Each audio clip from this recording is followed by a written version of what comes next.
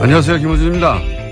지난주 AP통신이 발표한 미국 시민들을 상대로 한 여론조사 결과에 따르면 트럼프 대통령 발언은 북핵 상황을 더 악화시켰다는 의견이 65%였습니다. 상황이 더 나아졌다고 하는 응답은 겨우 8%. 트럼프 발언은 자국민들에게도 불안과 불신의 대상이 되고 있는 거죠.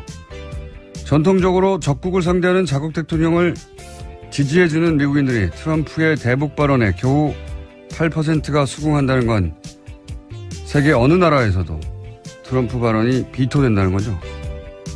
우리나라만 빼고.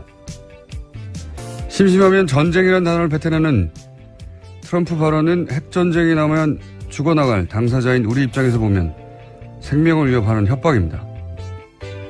그럼 우리 언론들은 그런 말을 뱉을 때마다 그 발언을 지적하고 비판하고 반격해야죠. 그래서 우리나라에서 트럼프 발언은 8%대가 아니라 0.8% 대우를 받아야 하는 거죠. 그런데 미국인들조차 도움 안 된다고 하는 그 막말들을 무슨 대단한 정책이 되는 것처럼 중계하고 그 의미를 분석하고 핵폭탄이 터지면 몇 분 이내에 어떻게 하면 피해를 줄일 수 있다느냐 하는 바보 같은 이야기 하는 거. 좀 그만합시다. 이제 그런 발언은 그에 걸맞는 취급을 좀 합시다, 우리는. 그리고 닷은 누구 겁니까? 기본 생각이었습니다.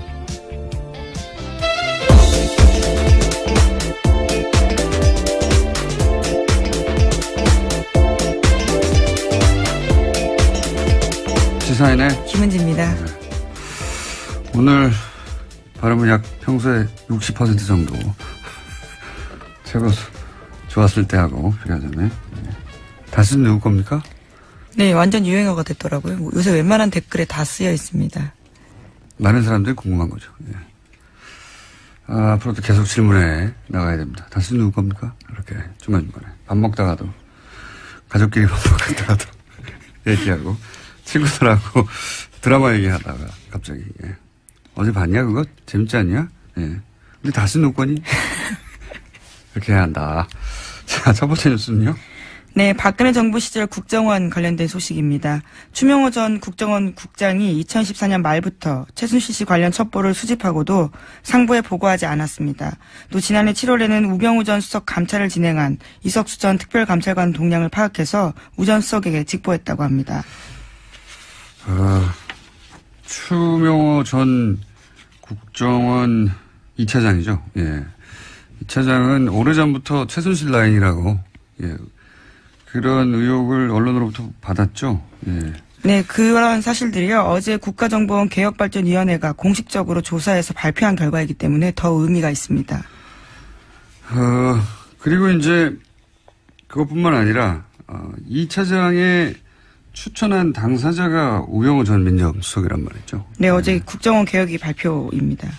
그러니까 또 뭐하고 연결되냐면 그러면 최순실 씨를 모른다고 했는데 계속해서 우병우 전 민정수석은 모를 수 있겠는가 하는 얘기를 이제 다시 할 수밖에 없는 거죠. 자신이 추천했는데 그런데 국정원에서 최순실 특히 최순실 관련 내용들은 국정원 상부에 보고하지 않았다.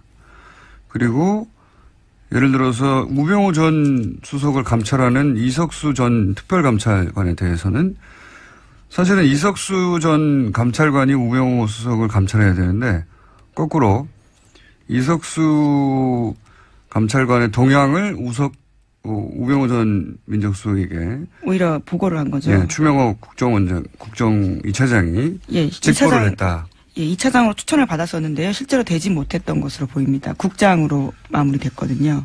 2차장까지 되지 못했었던가요? 예, 예. 네. 그래서 연결고리가 중간에 최순실 씨 아니냐 이런 얘기는 예전부터 나왔고 그건 좀 더 구체적인 정황이 이제 나온 거네요. 예. 추 국장은 최순실 씨와 관련된 정보 보고를 많이 받았는데 그걸 다 무시했다는 거잖아요. 네, 170건이나 된다고 합니다. 심지어 지속적으로 관련된 정보 보고한 직원들을 오히려 불이익 줬다라고 합니다. 지방으로 전출시키는 방식으로요. 그러니까 최순실 씨를 보고한 게 확실한데 170여 건의 국정원 내부에서 최순실 씨에 관련한 첩보 K스포츠재단의 미르재단과 관련된 정보들이 계속 올라오면 그걸 보고를 안 했다는 거잖아요, 위로. 예. 그리고 그런 보고를 하는 직원들은 전출시켜버리고. 그런데 우병우 전 수석한테는 여러 가지 직보를 하고, 예. 그러면 우병우 전 수석이 최순실 씨를 모른다고 하는 게 말이 되느냐 하는 질문을 다시 할 수밖에 없는 거죠. 자, 그런 뉴스가 나왔습니다. 아직도 그런데 우병우 전 수석에 관해서는 사실 지금 재판에서 유죄가 나도 별거 없어요. 네, 혐의 자체가요. 그렇게 센 혐의가 아니라서요. 이런 진짜 건더기에 해당될 이런 내용들은 지금 다 빠져있죠. 우병우 전 민정수석이 재판을 받고 있는데 하여튼 유죄가 돼도 그것 가지고는 우리가 생각하는 정도의 벌금 정도 나올 거라고 봅니다. 벌금. 유죄가 돼도. 유죄가 나올지도 모르겠지만. 자, 그런 정황이 하나 더 나왔습니다. 자, 다음 뉴스는요.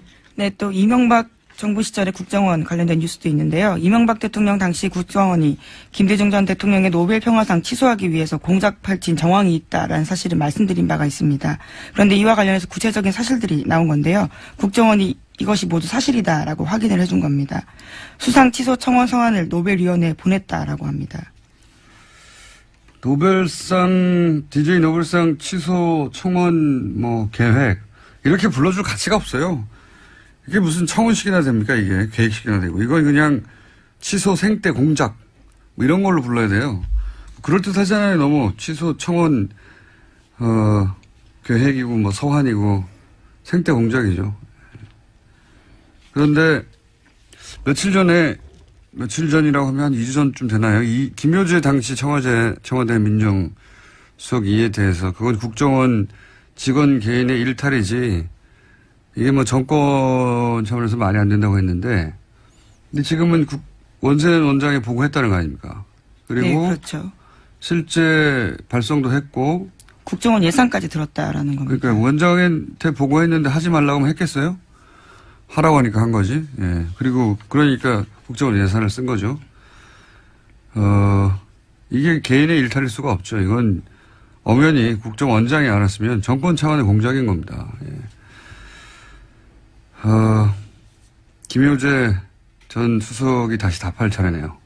예. 그때 나와서 말씀하셨으니까 저희도 한번 인터뷰에 시도해보고 있습니다.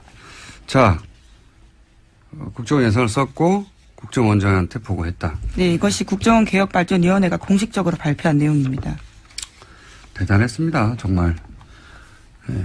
전직 대통령인데요. 예. 그리고 유일한 노벨상인데요. 그걸 어떻게든 흠집을 내려고 그런다고 해서 취소는 안 됐겠지만 이런 생떼를 쓰는 거잖아요. 계속해서. 네, 관변단체를 만들어서 그 대표 명의로 서한을 보내고 또 돈을 쓰고 그렇게 했던 거죠. 공작을 벌인 겁니다.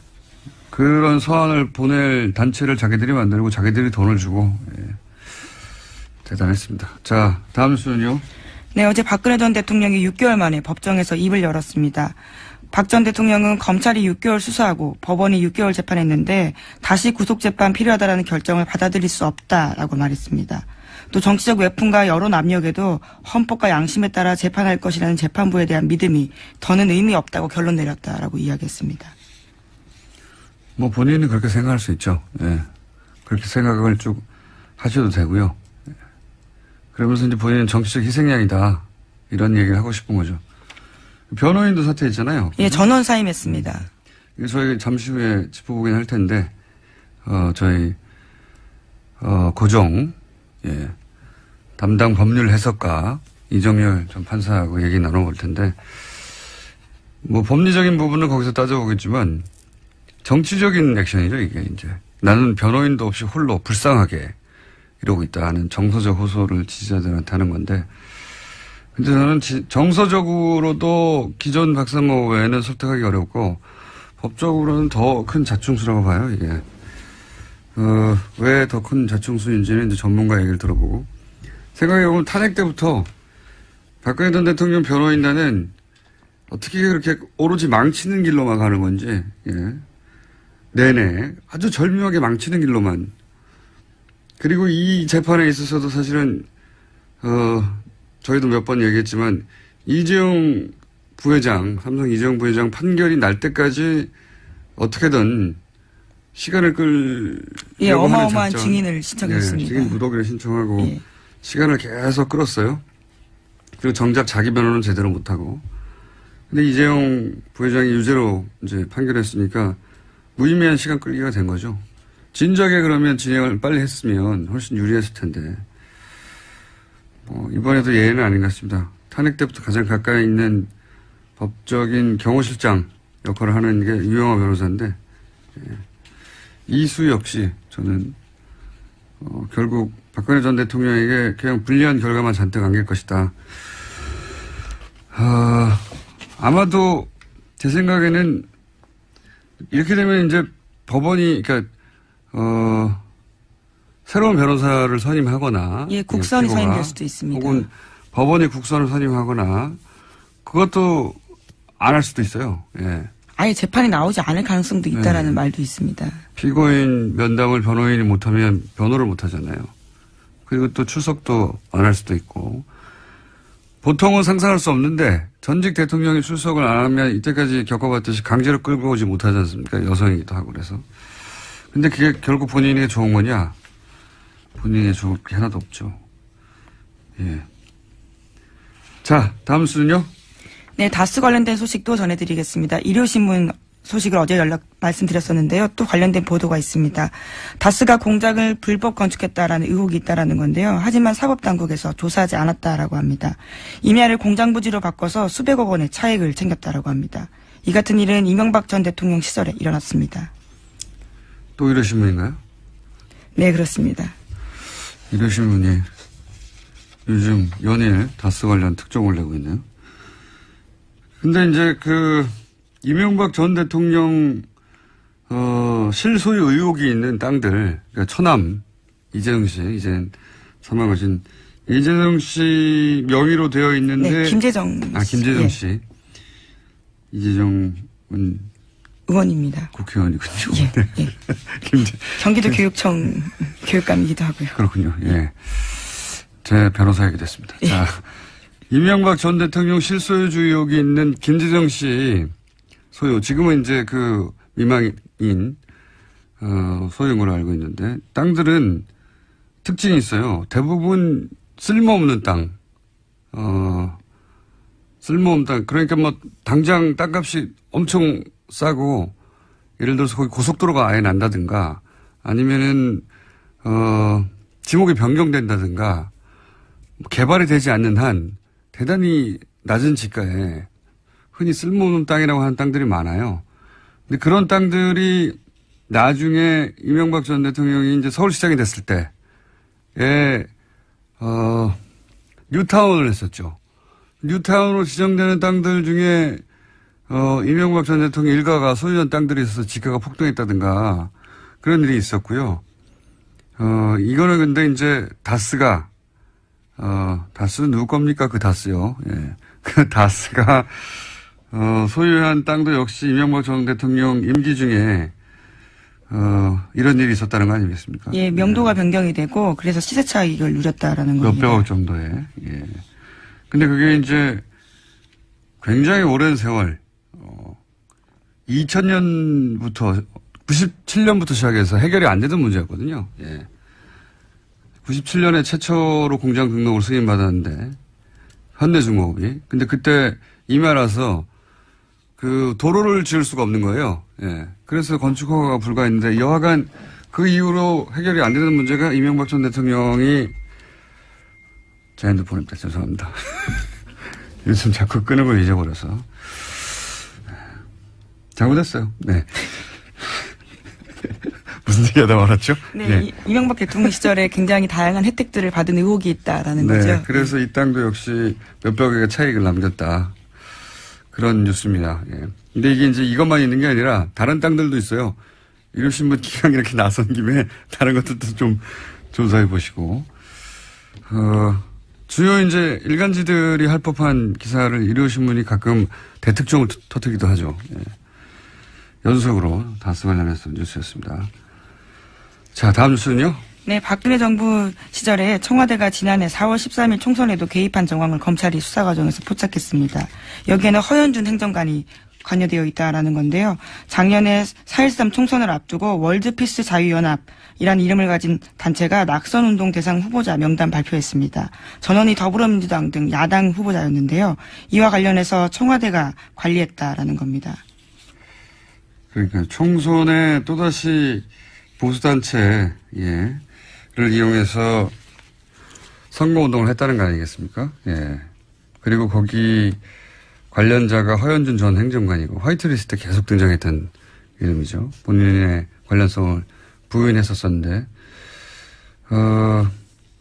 이런 뉴스가 나오면 제가 몇 달 전부터 계속 주장해왔던 4.13 총선에서도 개입했다는 정황이 나온 거잖아요. 청와대가. 예, 이번에는 국정원이 아니에요. 박근혜 정부 당시 청와대가 개입한 총선의 정황인데 이거보다 훨씬 더 중요했던 게 박근혜 전 대통령 운명의 탄핵 때입니다. 그래서 탄핵 반대 집회, 소위 이제 태극기 집회 때 과연 청와대 차원의 지원이 없었겠는가 하는 대목을 수사해 봐야 된다고 제가 오래전부터 주장해 왔는데 총선에도 이렇게 몰래 지원하고 개입을 했는데 그보다 훨씬 더 직접적으로 운명이 결부되어 있는 탄핵 때는 안 그랬겠는가 수사 대상이라고 봅니다. 자, 이 대목에서 연결이 마침 됐습니다. 박근혜 전 대통령이 어제 법정에서 한 발언들 정치보복이라는 주장부터 시작해서 변호인단이 다 총사퇴한 거 관련해서 저희가 이정열 전 판사님 연결해서 잠깐 이야기 나눠볼까 합니다. 안녕하세요. 안녕하세요. 안녕히 계셨습니까 그동안? 고정도 아니면서 고정이라고 그러죠. 예. 사실상의 고정. 예. 자, 변호인이 총사퇴했습니다. 우선 변호인이 총사퇴하게 되면 그 다음 수순으로 법원이 뭐랄까요 권유하거나 또는 법적으로 해야 될 일이 뭡니까? 일단 이게 그 필요적 변호 사건이라 그래가지고 예. 사형 무기 법정형이 그런 최고형이 그런 경우에는 변호인이 없으면 개정을 할 수가 없게 돼 있습니다. 그러니까 변호인을 이제 사선 변호인을 선임을 하던가 네. 아니면 선임을 안 하면 법원에서 직권으로 국선 변호인을 선정해서 선임을 해야 되는 거죠. 그러니까 법원이 할 일은 그겁니다. 그러면 국선을 만약에 선임했는데 국선을 선임했어도 진행이 안 될 경우도 있습니까? 거의 없어요. 거의 없는데 왜냐하면 국선 변호인이 그러니까 아주 그냥 거칠게 말씀드리면 공판 개정을 위한 형식적인 요건이 될 수 있거든요. 그냥 앉아만 있으면 됩니다. 개정을 못 한다는 거니까 심지어 이제 좀 여담이긴 한데 예전에 보면은 사법연수생도 국선 변호인이 될 수 있어가지고 이제 사건 내용 전혀 모르고 들어갔다가 이제 재판부에서 이런 거 반대 신문을 좀 해봐라 이렇게 권유를 하는 그런 경우도 있고 그랬었거든요. 옛날 얘기긴 하지만 그러니까 이제 개정 필요 요건이기 때문에 법정이 열리지 않는 그런 경우는 거의 없습니다. 다만 이제 그거는 뭐냐면 국선 변호인이 선정되고 바로 처음 기일, 그러니까 예를 들어서 아마 19일이 되지 않을까 싶은데 그 경우에는 아무리 그래도 국선 변호인이 재판 준비를 해야 되니까 그 경우에 기록 검토도 해야 되고 접견도 해야 되고 하기 때문에 그런 시간이 필요해서 한번 공판 기일을 연기를 할 수 있는 그런 정도는 되는데 그 이후에는 이제 아예 법정이 열리지 않거나 그런 경우는 현실적으로는 불가능하죠. 법률적으로는. 근데 이제 피고인을 만나야 되지 않습니까? 그렇죠. 예. 피고인을 면담을 해야 되는데 박근혜 전 대통령이 생각해보면 출석을 거부한 적도 있고 증인 출석을 거부한 적도 있고 본인 재판도 거부한 적이 있는데 피고인도 스스로 안 만나겠다고 해버리면 피고인 면담도 못한 상황에서 국선 변호인이 변론을 진행할 수 없다 이럴 수는 없습니까? 이런 일은? 법률적으로 불가능한 것도 아니고요. 일단 접견을 못하면은 좀 더 이제 피고인의 어떤 의사라던가 생각에 맞는 변론을 할 수는 없을 수는 있는데 사건 기록을 보면 되죠. 그동안 법적으로는 그래도 상관없이 진행할 수 있다. 면담을 그렇죠. 못하고. 흐름을 보면 이게 이런 방향으로 지금 변론을 진행하려고 했었구나라는 거를 기록을 보면 알 수 있거든요. 그러니까 그 방향대로만 가면 되죠. 그런데 그럼 마지막 수단인 본인의 재판에 출석하지 않겠다고 해버리면 어떻게 됩니까? 일단은 그 구속영장의 효력이 미치기 때문에 구속이라는 게 구인하고 구금을 포함하는 개념이거든요. 이제 구인이라는 게 뭐냐면 뭐 좀 어려운 얘기인데 결국 쉽게 말하면 끌고 올 수 있다는 겁니다. 법정까지. 구인이 어려운 단어는 아닙니다. 판사님. 법조인이 아닌 사람들 너무 무시하시는 거 아닙니까? 저기 추석 세시더니 이렇게 구인 정도는 저희도 알고 있습니다. 예. 죄송합니다. 네. 그러면 근데 뭐 네. 일반 자범들은 모르겠는데 네. 전직 대통령이 현실적으로 부담이 있죠. 그러니까요. 끌고 온다는 게 이게 가능하지 않을 것 같거든요. 일단 법적으로는 그런데 네. 이제 그 법률상으로는 또 그렇게 돼 있습니다. 이제 일단은 그 정당한 사유 없이 출석을 피고인이 거부를 하고 그다음에 이제 교도관에 의해서 구인이 불가능하거나 현저히 곤란하다고 인정될 때는 벌석 재판을 할 수 있게 형사소송법에 규정이 돼 있거든요. 그러면 박근혜 전 대통령이 너무 아프다라든가 등등 기타 여러 가지 이유로 물론 실제 병원에 가봤더니 아프지 않다 하더라도 본인이 아프다고 주장을 하고 계속 안 나올 경우에 그 방에 들어가서 뭐 여성 경찰들이 끌고 나온다 이게 상상하기 어렵기 때문에 그런 경우는 그러면 걸석 재판의 가능성도 없다고 할 수 없겠네요. 여보세요? 질문이 곤란해서 전화를 끊으셨나요? 네. 전화가 끊긴 것 같네요. 그렇죠? 그런 것 같습니다. 네. 아마도 제가 어려운 질문을 하자 확 끊어버린 게 아닌가. 그럼 잠시 남은 뉴스 하나 더 진행하고 네. 연결되면 다시 이야기하겠습니다. 자, 남은 뉴스가 한두 가지 더 있죠. 예, 근데 방금 긴급하게 들어온 소식인데요. 추명호 전 국정원 국장이 긴급 체포됐다라고 합니다. 오늘 새벽에요. 그렇군요. 예. 또 다시 연결됐습니다. 네. 판사님? 저는 전화 드렸었는데. 예, 재밌으라고 하신 겁니까? 아니요, 그게 아니고요. 저기 근데 고정이면은 폰도 좀 하나 마련해 주세요. 자, 걸석 재판은 가능성 어떻게 보십니까? 걸석 재판.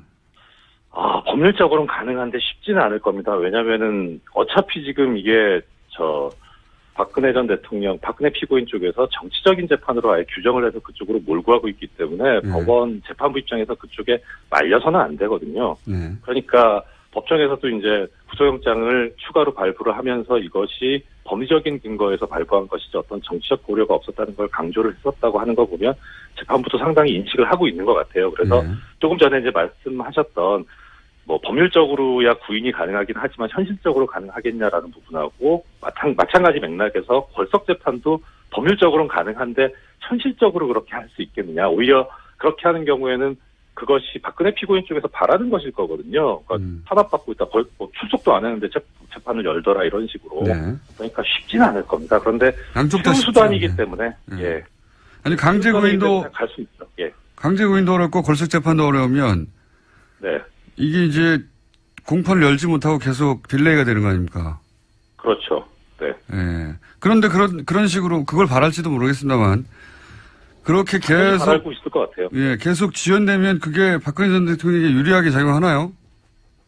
저는 유리할 것 같습니다. 왜냐하면은 이게 법정 최고형이 무기징역이기 때문에 만약에 유기징역형이 선고가 된다면 빨리 재판을 끝내고 해도 뭐 상관이 없을 수 있는데 일단은 어떻게 되든 간에 지금 법이 예전에는 그러니까 지금 현재 미결 상태잖아요. 형이 확정이 안 됐잖아요.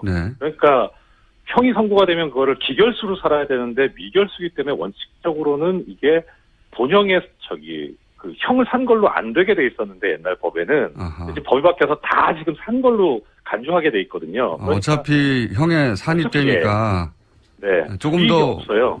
조금 더 편한 곳에 있는 게 낫다.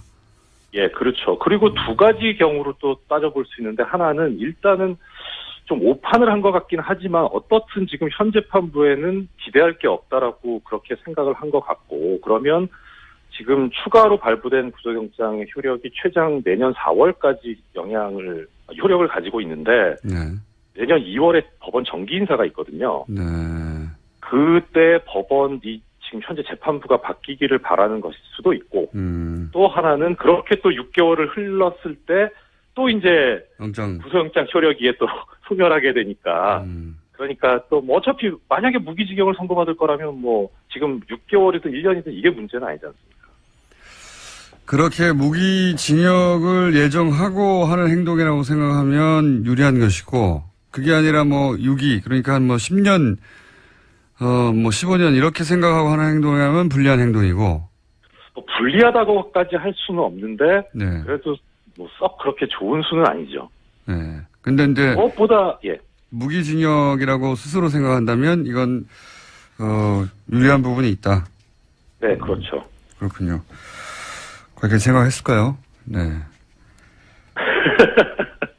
뭐, 어차피, 공장장님께서도 있었군요. 죄송합니다. 공장장님께서 처음에 짚어주셨지만, 탄핵 때에서부터 작전 자체가 지연 전술이었잖아요. 그래서 네네. 그 맥락에서 지금도 전혀 변하지 않은 것 같고요. 아마 계속 끝까지 그렇게 가지 않을까 싶습니다. 뭐, 증인도 지금, 그러니까 하나 예를 들어서 보자면, 변호인단이 사퇴를 했잖아요. 네. 근데 이게 사임이라는 게 어떤 경우에 하는 거냐면 변호인 쪽에서 스스로 내가 변론을 못하겠다라고 포기를 하는 그런 행위인데 이게 보면 사퇴가 아니고 어떻게 보면 해임을 하는 게 맞았었거든요. 그렇죠. 변호사가 필요 없다는 거잖아요. 그런데 사임을 한 거를 보면 이거는 어떤 법률적인 그런 의미의 행동이 아니라 정치적인 행동이기 때문에 어떻게든 시간을 끌어보겠다는 그런 거죠. 그렇게 해서 저 국선 변호인 선임하는 것 절차까지 가도록 하고 그렇게 해서 시간을 끌겠다라는 그런 걸로밖에 보이지 않습니다. 알겠습니다. 오늘 여기까지 듣겠습니다. 감사합니다. 네, 고맙습니다. 네, 이정률 전 부장판사였습니다. 시간상 마무리를 해야 되는데 예. 이 뉴스까지만 하고 가죠. 네, 어떤 뉴스를 할까요? 오스트리아에서 예. 15일 현지 시각으로 열린 오스트리아 총선에서 중도우파 국민당이 제1당 차지했습니다. 그래서 총선을 이끈 31살의 제바스티안 쿠르츠 국민당 대표가 세계 최연소 지도자에 오르게 됐습니다. 31살. 대단한, 31살이요. 만으로 31살인 건데, 오스트리아는 좀 이상한 정치적 결과가 나올 때가 많아요. 이게 유럽에서도 가장 극우 지도자가 먼저 등장한 곳이었거든요. 물론 나중에 또 인기를 잃긴 했지만 그리고 극우 정당의 지지율이 서구 유럽 국가 중에서 가장 높아요. 25% 6%. 예. 이게 개인적인 관심사입니다. 오스트리아는 왜 이럴까? 근데 이번 선거에서도 극우 정당인 자유당이 26% 득표했습니다. 합수부로 안 가요. 예전에 굉장히 잘 나간 유럽을 호령하던 곳이잖아요. 그런데 지금 유럽 소국이 됐거든요. 그래서 거기서 오는 박탈감 때문에 제국의 영광을 다시 한번 이런 생각이 있는 걸까요? 오스트리아의 정통한 누군가한테는 좀 들어보고 싶은데 여하간 이 오스트리아에서는 희한하게도 극우 정당하고 또 우파 정당 합치면 50%가 넘는 지지율을 보여주는 유럽 서유럽 국가에서는 대단히 특이한 정치적 형상을 보이는 데다가 게다가 31살이 됐다. 네, 20대 때는 이미 장관을 했었고요. 여러 가지 삶의 경력들을 또 증명해주는 바가 있습니다. 정치에는 신동이 없는 법이거든요. 희한합니다. 자, 이렇게 한번 짚어놓고 저희가 오스트리아 전문가를 한번 모시고 왜 그런가 한번 따져보기로 하겠습니다. 여기까지 하겠습니다. 시사인의 김은지였습니다. 감사합니다. 어제 저희가 브리핑 시간에 전해드린 삼성그룹 이건희 회장의 차명계좌, 네. 이병철 회장의 돈이었다고 사실은 했었던 2008년에 밝혀진 차명계좌에 있었던 4조 5천억 원을 실명 전환하지 않고 이건희 회장이 찾아갔다. 이런 얘기 전해드렸죠. 이 의혹을 최초로 제기한 더불어민주당 박용진 의원 스튜디오에 나오셨습니다. 안녕하십니까. 안녕하세요. 네. 반갑습니다. 저희가 16분 남았기 때문에 마음이 급하네요. 초스피디하게 정리를 한번 해보죠. 자, 우선 2008년 특검이 밝힌 차명계좌 내용을 좀 알려주십시오. 간단합니다.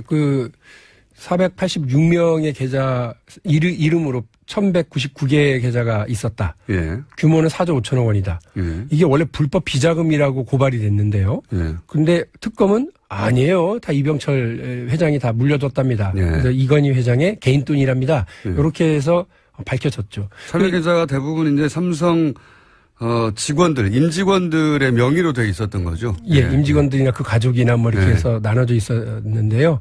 이 일이 있고 나서 삼성이 2008년 4월 17일 날, 이게 제 생일인데요. 4월 17일 날, 삼성 특검 결과가 발표가 되고요. 4월 22일 날 삼성이 대규모 그 사장단이 다 나와서 인사를 하면서 세 가지를 약속했죠. 실명 전환하겠습니다. 차명 계좌는 실명 전환하겠습니다. 두 번째로, 그동안 미뤄진 세금 같은 거 다 낼게요. 그리고 남은 돈은 개인적으로 유용하지 않겠습니다. 사회에 좋은 일에 공헌하겠습니다. 이렇게 했어요. 근데 하나도 안 지킨 거죠. 그러니까요. 그래서 다들 그냥 막연하게 그런 약속을 공개적으로 했고 워낙 큰 사건이었기 때문에 이 돈은 세금이 다 지불되고 나서는 이제 좋은 일에 쓰이고 있겠거니 했는데 네. 그게 아니라면서요. 예. 이 돈이 어떻게 됐습니까? 금융실명법에 따르면 원래 이런 차명 계좌는 실명 전환을 하게 될 경우에 과징금 50%. 네. 그리고 그동안에 과징금 50%라는 거는 1억이면 5천만 원을 낸다는 거죠. 그렇습니다. 예. 그리고 그동안에 안 냈던 그 이자 소득세와 배당 소득세 이런 세금을 다 내도록 지금 되어 있거든요. 90%를 내라고. 그래서 저희가 이제 그 금융위원회나 등등이 이제 확인을 해서 이제 접근했었던 건 뭐냐면 그러면 이거를 그 금융실명제법에 의한 실명 전환을 해야 되는데 왜 그렇게 하지 않았냐? 실명 전환하지 않고 그냥 차명인 채로 이건희 회장 개인 계좌에 이체하거나 혹은 그냥 해지를 한 다음에 현금으로 찾아갔거나 그렇게 해서 다 이건희 회장이 가져가 버렸다는 거 아닙니까? 그 과정도 해계예요.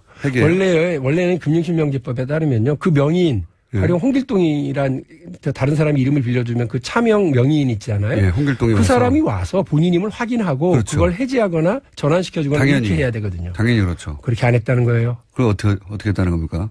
더 파악을 해봐야 되는데 삼성의 임직원들이 비서실에서 우르르 와가지고 사사사삭 찾아갖고 한꺼번에 정리하고 간 것 같아요.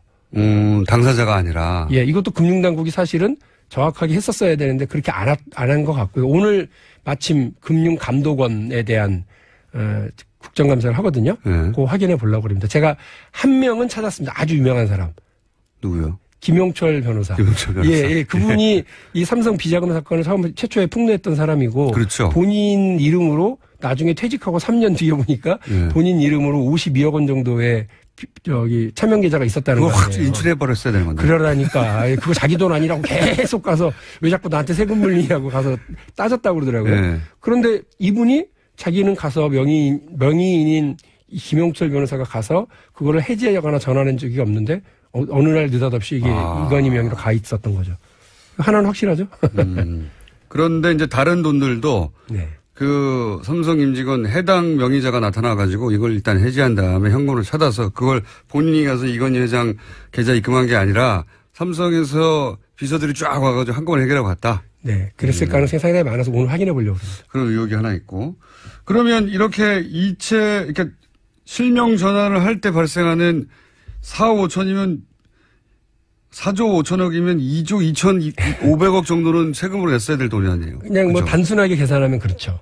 근데 가징금과 세금. 근데 이게 벌써 90년대 얘기니까 그 사이에 냈어야 되는 세금까지 다 하면 엄청난 금액 아닙니까? 거의 탈탈 털릴 거다 이렇게 보는 거죠. 금융실명제가 의원님 탈탈 털릴 거가 뭡니까? 그런 건 제가 예.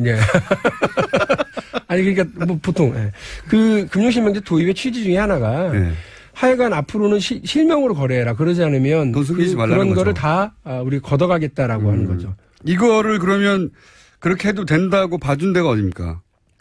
금융실명제와 관련된 어떤 해석과 집행에 대한 부분은 금융위원회가 가지고 있습니다. 금융위에서. 금융위에서 이렇게 해줘서 이렇게 할 수 있었던 거죠.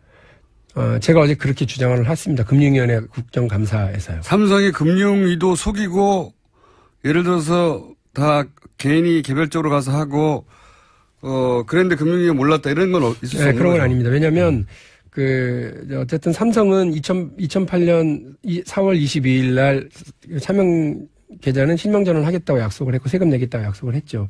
그런데 그 해 말에 2008년 말에 다 찾아가면서 과연 세금을 냈는지 안 냈는지 아무도 안 알려줍니다. 이 조세 정보 관련해서는. 그래서 구세청도 관련이 있다는 얘기네요. 구세청에서도 안 알려줬어요. 그래서 나중에 어떻게 하다 보니까 경제개혁연대가 보낸 공문에 2009년도에 그거 냈습니까라고 확인을 했는데 금융위가 이거를 실수인지 뭔지 알려줘요. 알려주면서 안 냈네요. 네. 안 낸 이유가 뭡니까? 실명 전환 의무가 없는 계좌입니다. 이렇게 알려준 거예요. 왜 실명 전환 의무가 없는 계좌예요? 그거는? 그 금융위원회는 1997년도에 대법원 판결에 보면 그렇다. 그러니까 차명 계좌도 네. 실제 존재하는 사람의 이름으로 열어놓은 거면 그건 실명이지 비실명이 아니다라는 거예요. 말도 안 되는 소리 아니니까. 그러니까 우리 김어준 진행자께서 네. 한 100억 정도 저한테 주시면서 박용진 요거 100억 잘 관리하고 제 이름으로 넣잖아요. 근데 내가 죽지만 않으면. 그럼요. 그러면 이제 그 실제 소유자가 이 김어준임에도 불구하고 박용진 명의로 인정해주고 이건 실명 계좌니까 그 실명 전환하지 않아도 되고 따라서 과징금도 안 내도 되고 이런 거죠. 그래서 실명제에 근본을 내치는 거 아닙니까? 맞죠. 무슨 둔갑술도 아니고. 그래서 저희가 네. 어제 이거는 그 금융위 해석대로면 금융실명제가 아니라 차명결의 촉진법 아니냐. 국민 여러분 널리 그 다른 사람 이름으로 그러니까요. 감추셔도 돼요. 이렇게 해주는 거예요. 금방 죽지 않을 사람이면 누구든지 해도 된다는 거 이건 아닙니까? 말도 안 되는 건데. 근데 더 웃긴 건 뭐냐면 네. 금융위가 그 근거가 뭐냐 물어봤더니 97년도 대법원 판결이라는 건데 네. 그 97년도 대법원 판결에서 그런 얘기가 나오는 거는 보충 의견, 2명의 보충 의견일 뿐입니다.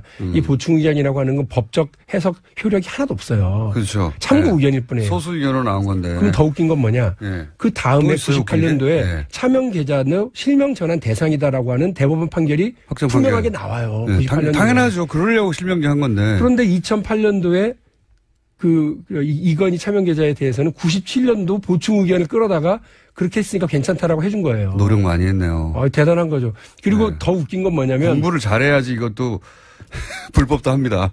금융실명제법에 대해서 니네 은행들 이렇게 지켜 하고 지침서를 종합편람을 만들어서 2008년도에 뿌립니다. 예. 그거 안 지키면 어떻게 되냐 물어봤더니 징계한답니다. 예. 근데 거기에 어떻게 되어 있느냐면 차명 계좌도 실명 전환 대상이니까 그렇게 조치하라라고 하는 안내가 다 나가요. 당연하지 않습니까? 그거는 네.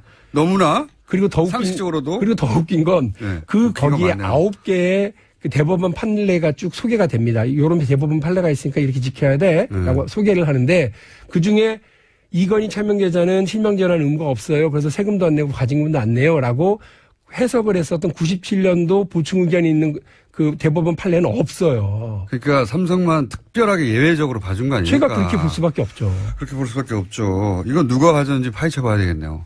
저 그렇게 해볼 생각입니다. 큰 건 잡으신 것 같아요. 누가 잡은 겁니까, 이거? 저희 어제 보좌진들이 훌륭하죠. 그리고 이 과정을 계속해서 추적해오는 경제개혁연대라든지 참여연대라든지 이런 분들이 있어요. 그래서 이분들하고 계속 협업으로 해왔고 또 이 과정까지 오는 데 있어서도 뭐 대단한 노력들을 했습니다. 제가 말씀드린 것처럼 국세청도 정보 안 알려주고요. 금융위도 안 알려주고요.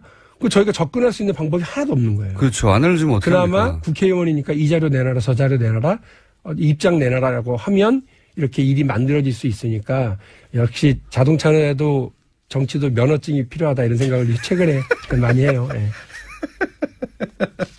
시민단체 분들 화나라고 하시는 거예요? 아니에요. 그분들 덕분이다. 당신들은 국회의원이 아니기 때문에 모르고. 이거 대단한 사건인데요. 생각해보니까 10년 전에 대한민국을 발칵 뒤집었던 사건입니다. 그리고 어쨌든 이제 돈은 찾아냈으니까 세금을 적절히 내고 물론 그 과정도 탐탁치 않은 부분이 있죠. 이거를 다 인정해 줬으니까요. 아버지 재산이라고. 네. 그런데 그 세금을 한 푼도 안 냈다는 거 아닙니까? 10년 지나고 다시 한번 봤더니. 네. 대단합니다, 삼성이. 근데 그걸 또 금융감독이요? 금융위원회요. 금융위원회. 네. 금융감독위원회하고 금융위원회하고 다른 거예요? 저도 국회의원 되기 전에 몰랐는데요. 네. 금융위원회가 따로 있고요. 금융감독원이 따로 있습니다. 이건 금융위가 금융위원회가 해석 권한이 있습니다. 해석 권한이 법적 해석 있다. 권한이. 네. 예. 이거 정말 큰 건입니다, 아주. 근데 또 하나 재밌는 걸 말씀드리면 어제 저희한테 반박을 하면서 박용진 의원이 왜 이러십니까? 대법원이 최종적으로 차명 계좌는 그것도 실명이라고 한다면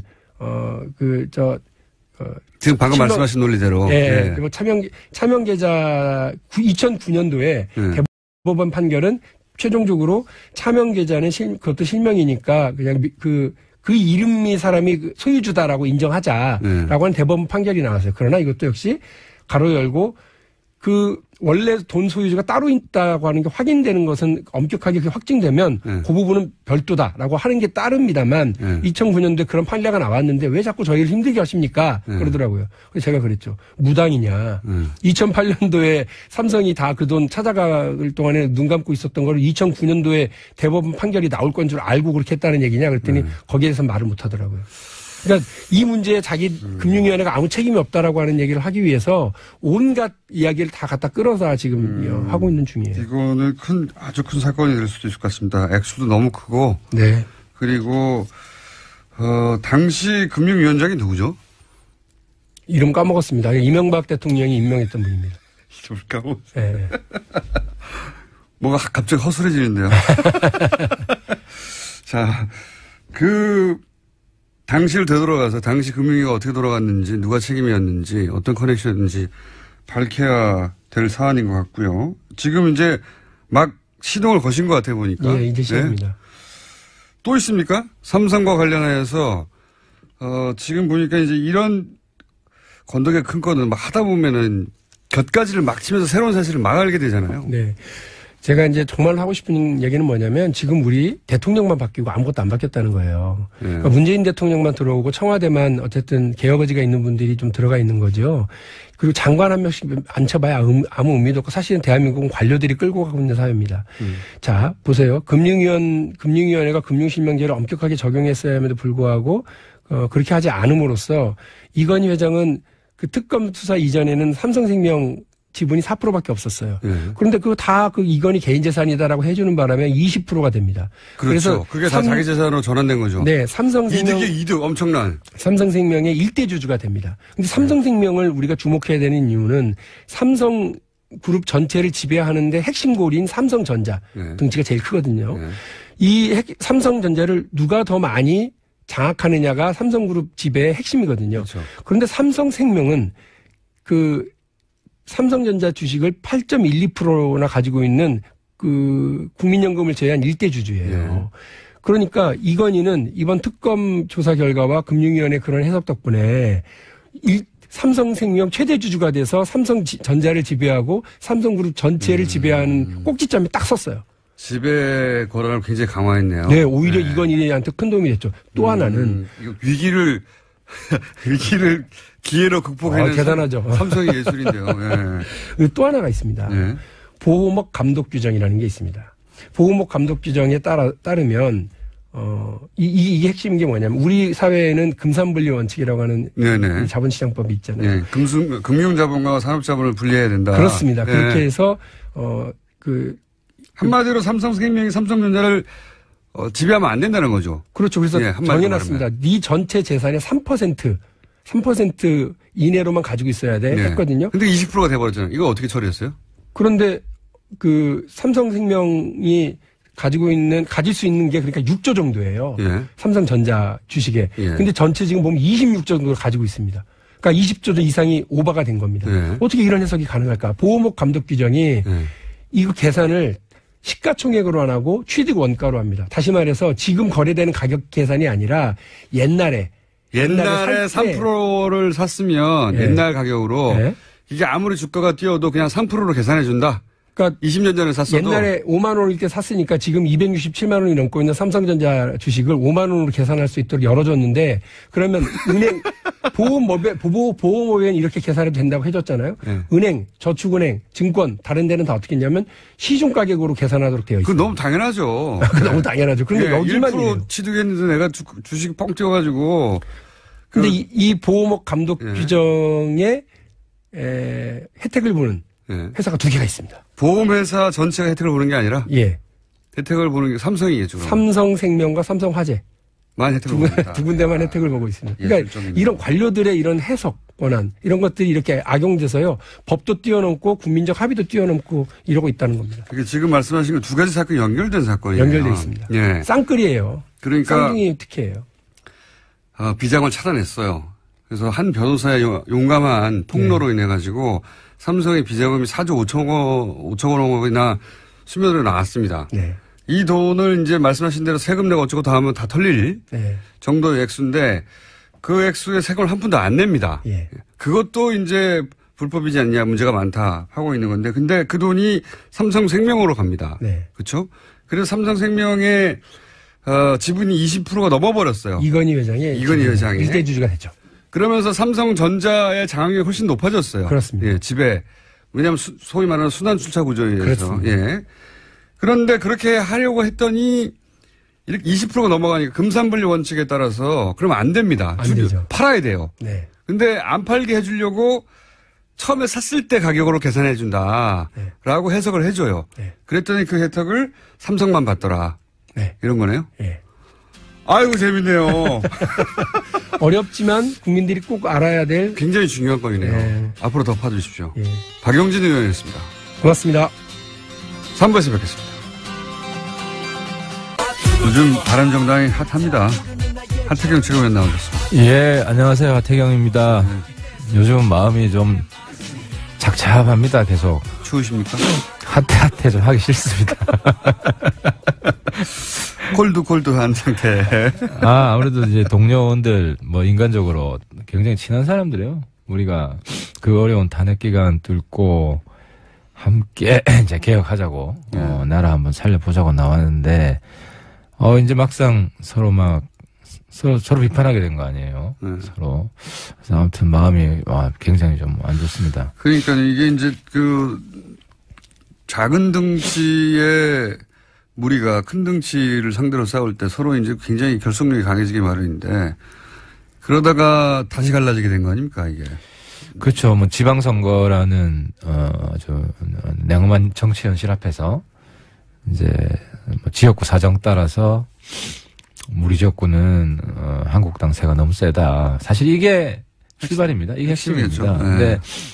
근데 이제 제가 그 문제도 좀 다르게 볼 필요가 있다. 한국당 세가 세다고 해서 여기서 탈당을 하게 되면 개별 탈당을 하게 되면 이제는 국민들이 다 안다.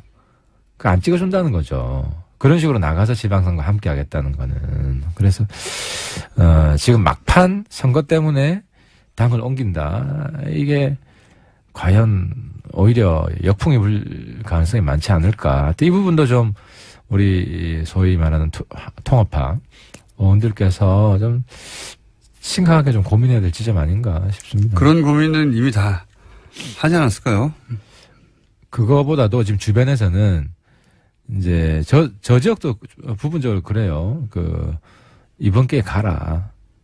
동네 어르신들이. 그러니까 네. 고정 한국당 지지층이 있습니다. 원래 고정 한국당 그렇죠. 지지층이 훨씬 더 많았는데 네. 지금은 이제 10% 이하로 줄었지 않습니까? 이분들은 그런 이야기를 하죠. 근데 아무래도 그런 연령층이 많은 지역구가 있습니다. 좀. 예. 노년층이 많은 지역구가. 노년층이 많은. 그런 데는 주변에 가게만 가면 그런 얘기 들으니까. 예.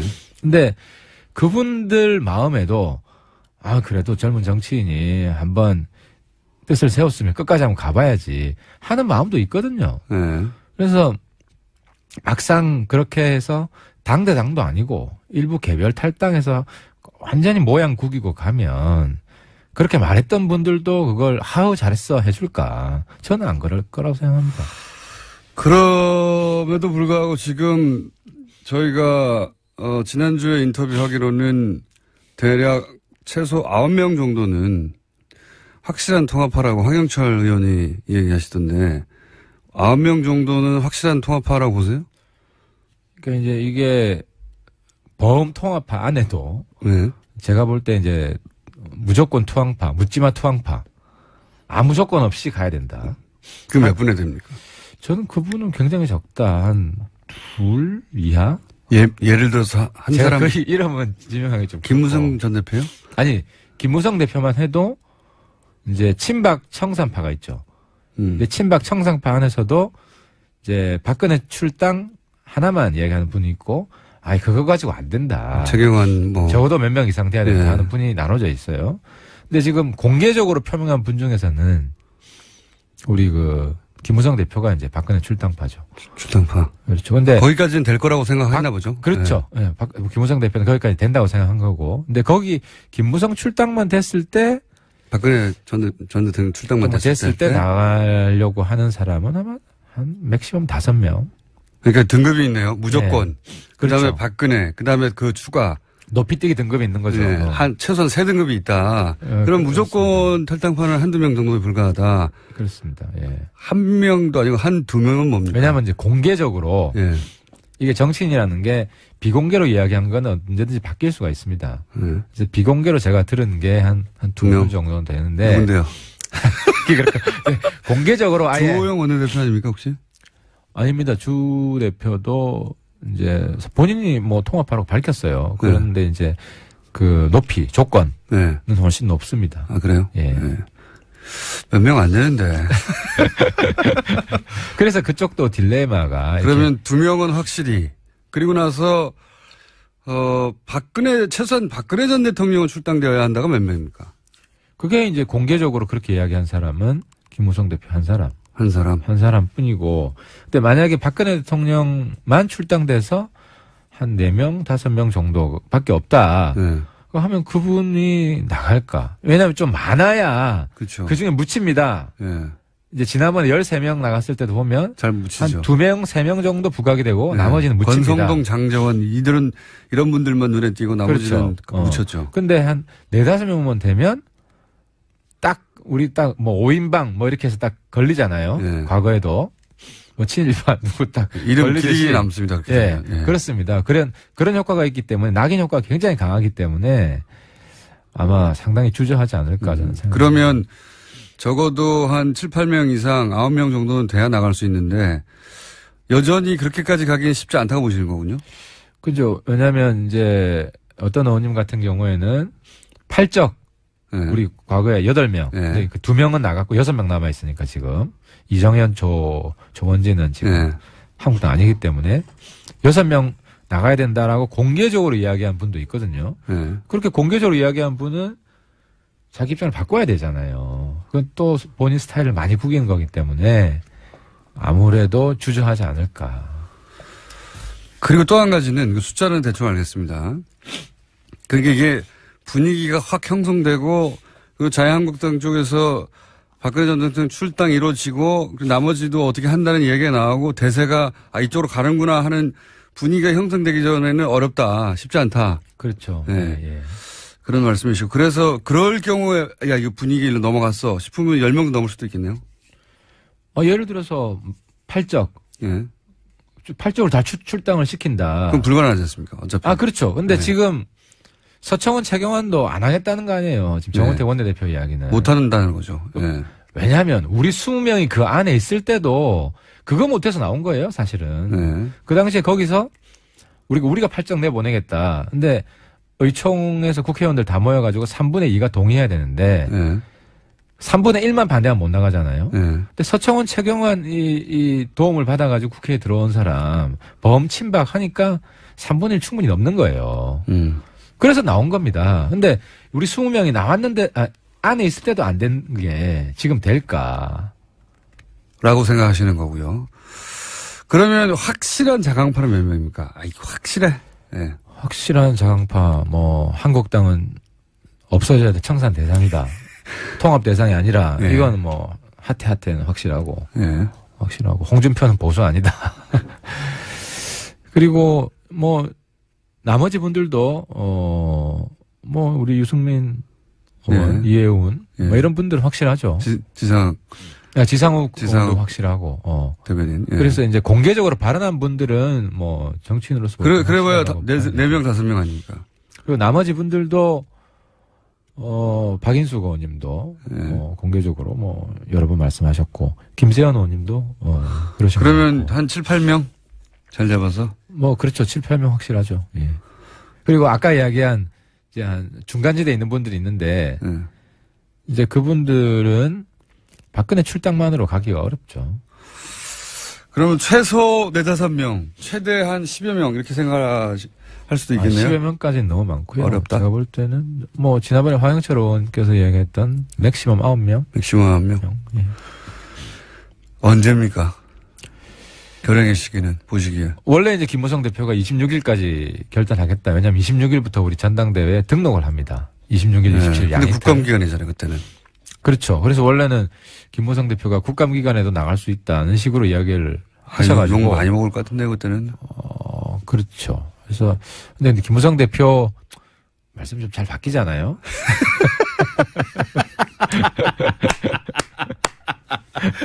바뀌었나요? 그래서 어제 우리 이제 통합파 삼선들 예. 그 국감기간에는 뭐 그건 진짜 모양 안 나죠. 탈당 이야기 하지 않겠다. 네, 모양 안 근데 나죠. 사실 속사정이 있어요. 왜냐하면 할 수가 없지. 박근혜 출당도 못 시키는데. 그잖아요.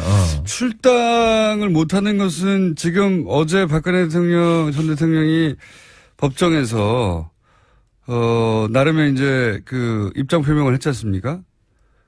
그 입장 표명하고도 상관이 있는 겁니까? 그러니까. 박근혜 대통령이 지금 옥중 정치를 시작한 것 같아요. 예. 나를 죽여라. 이렇게 나온 거 아닙니까? 예. 그렇죠. 예. 그래서 우리 옥중 정치는 과거 이제 운동권, 민주당에 많죠. 예. 그분들이 뭐 항소 이유서도 아주 멋있게 쓰고, 뭐 여러 가지 재판 거부도 하고, 저도 뭐 재판 거부도 해봤어요. 근데 이제 그게 이제 바깥으로 메시지를 보내는 거고, 특히 한국당 안에 있는 친박들한테, 니들 너무 야속하다. 저렇게 날 쫓아내겠다고 그러는데 뭐 하냐. 이런 신호를 보낸 거죠. 그래서 한국당 내 친박들이 좀 움직일 거라고 저는 생각을 하고. 그게 그 출당의 절차가 어떻게 되죠? 박근혜 대통령 출당은 간단합니다. 이제 현역 의원보다 더 간단해요. 전직 대통령이지만. 예. 윤리위에서 나가라 그러면 나가야 돼요. 결정을 하면. 윤리위에서 나가라고 아직 결정이 안 됐죠. 아직 안 됐죠. 그리고 저희들이 있을 때 어떤 만행이 있었냐면 윤리위에서 결정을 하려고 했어요. 내보내려고 그랬어요. 근데 윤리위에 그 신임위원회 7명을 최고위원회에서 뽑아 넣었어요. 그걸 막기 위해서. 그런 식으로 막았었죠. 이번에 그렇게 막지 못할 거고. 여하간 윤리위에서 출당 결정을 하면 그걸로 끝입니까? 그걸로 끝입니다. 그래서 간단하네요. 박근혜 대통령 출당은 홍준표 대표가 마음먹으면 언제든지 할 수 있는데. 언제든지 할 수 있고 그 정도는 해야 됩니다. 지금 근데 출당을 사실 저희들이 시도했거든요. 시도한 지 지금 거의 10개월이 지났는데 출당이 안 되고 있는 정당이라는 거죠, 정당이. 그런 정당하고 뭔 이제 통합을 이야기를 하냐. 출당 자체가 쉽지 않을 것이다. 지금 저렇게 나오고 출당 있고. 출당 가능하다고 생각되는데. 예. 아마 박출당 하나만으로 9명 데려오려고 그래서 박출당의 값어치를 굉장히 높이려고 하는 전략을 쓰지 않을까. 그건 그런 거 아무것도 아닌데. 예.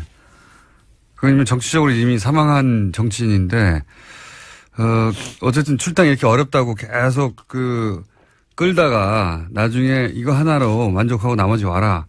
라고 하는 전략인 것 같다고 이제. 그렇죠. 이게 엄청나게 큰 개혁이었다. 우리. 예. 뭐 이런 식으로 광고하려고 지금 준비하고 있는 거 아니에요? 근데 결국 하긴 할 거다. 뭐 그 정도는 하지 않겠습니까? 그 정도도 못하면 저거 진짜 정당도 아니지. 예. 그리고 나서 그러면 이제 시기가 국감 이후가 되면 그죠? 그러면 11월 13일이 전당대회입니까? 전당대회 마지막 날이죠. 그때 대표가 나오죠. 13일 날. 그럼 이미 돌고 있는 거 아닙니까? 그죠? 전당대회 중에 나가는 이런 불상사가 생기는 거죠. 그러니까 지금 26일 얘기했던 것도 전당대회 하기 전에 전당대회 지금 당대표 뽑는다고 막 하고 있는데 거기서 나가버린다는 게 모양이 안 나고 그리고 전당대회에서 대표를 새로 뽑았는데 나간다는 것도 모양이 안 나니까 그 전에 끝내버리려고 26일을 선언했는데 그거는 국감이라고 하는 일정 때문에 지금 불가능하게 됐고 그래서 11일로 넘어갔어요. 국감 일정보다는 이제 박근혜 출당도 못 시키기 때문에 그게 더 원래는 출당시키고 진도가 나가면 결행하려고 했을 거예요. 왜냐하면 전당대회 프로그램이 진행 중일 때 나가면 더 욕먹어요. 그렇죠. 그잖아요. 네. 지금은 그럴 수밖에 없네요. 그러니까 지금 스텝이 꼬인 거죠. 박근혜 출당도 못 시키고 저쪽에서 진도가 전혀 안 나가기 때문에. 저기서는 이제 또 박근혜 전 대통령이 이렇게 피해자 코스프레를 하고 있는데 이 상황에서 출당시켰다가는 대우 경북의 분위기도 안 좋고 그럴 테니까 주춤하는 것도 있는 것 같아요. 조원진당이 커질 수 있다고 생각하겠죠. 조원진당이 커질 수도 있다. 또 그런 변수도 있군요. 아하. 이게 쉽지는 않네요. 그죠? 집단 탈당이. 그렇습니다. 이제 애초부터 최소한 나올 때, 우리가 그때 이제 친박 팔적 청산하면은 하겠다 그랬어요. 그때 바른정당 초기에. 지금은 상황에 맞게 저는 그것도 안 된다고 생각을 하지만, 저 개인은. 뭐, 당내 의원들 지지를 받으려면 그 정도는 뭐 해야지. 사실은 김무성 전 대표가 탈당할 때, 가장 강하게 지금의 자유한국당을 비판하고 나왔어요. 그때 뭐, 당사고 뭐고 다, 돈도 다 군사상권 시절에 했던 거 아니냐. 그 자유한국당 쪽에서는 절대 나오지 않았던 얘기죠. 수십 년간. 그 얘기까지 하고 강하게 얘기하고 나왔는데 다시 돌아간다는 거니까 명분은 별로 중요한 게 아닌 것 같아요. 실제로는. 김무성 대표한테는. 아니, 김무성 대표 입장에서 명분이 중요하죠. 왜냐하면 김무성 대표 논리는 네. 지금 문재인으로 나라 망친다. 이게 그런 명분이 앞에 내세워져 있긴 하나 그렇죠. 실제로는 그 명분은 별로 중요한 게 뭐든 갖다 붙일 수 있을 겁니다. 근데 돌아가야 그 지점이 이해가 안 되는 거예요. 김무성 대표가 자기는 마지막이다. 네. 마지막이다. 그러면 좀 모양 나게 이렇게 가는 걸 본인이 하지 않으면 제가 그래서 낙동강 오리알 된다. 이런 식으로 가면은 박근혜 출당 하나만 가지고 가면은 그래서 저는 김무성 대표가 좀 총기가 빠졌다. 지금은 너무 전략 짜는 것도 엉성하고 또 본인이 내뱉은 26일까지 뭐 하겠다는 것도 당장 본인 스텝이 꼬인 거 아닙니까? 그래서 김무성 대표가 좀 나서기는 상당히 지금 어려운 상황이 된 게 아닌가 이렇게 봅니다.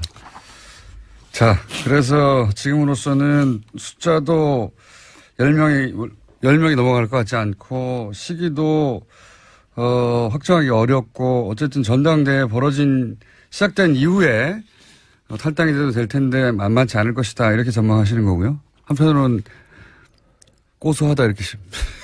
아니 그거보다 이제 저희는 이제 전화위복의 계기로 좀 삼아야 되겠다. 그리고 다시 또 주저앉을 수도 있을까요? 이 많은 사람들이 9명이나 되는 사람들이 안 가고 네. 그렇게 설득을 해봐야죠. 여전히 가능성이 있다고 보십니까? 저도 좀 넓은 마음으로 네. 다시 한번 해보자. 유승민 전 대표는 이제 나가면 당선될 가능성이 대단히 높지 않습니까? 당대표로. 당대표 그렇죠. 네. 그렇죠. 네. 의원님보다는 훨씬 높지 않습니까? 본인 유승민 전 대표가 이 시국에서 내놓고 있는 자 이렇게 될 테니까 탈당하지 마라. 뭐 있습니까? 메시지나 전략이나 아니면 뭐 작전이나 아니면. 그거 솔직히 없어요. 딱 하나밖에 없어요. 니들만 힘든 거 아니다. 우리도 힘들다. 아니 유승민 선배 지역구가 대구잖아요. 그렇죠. TK 중심입니다.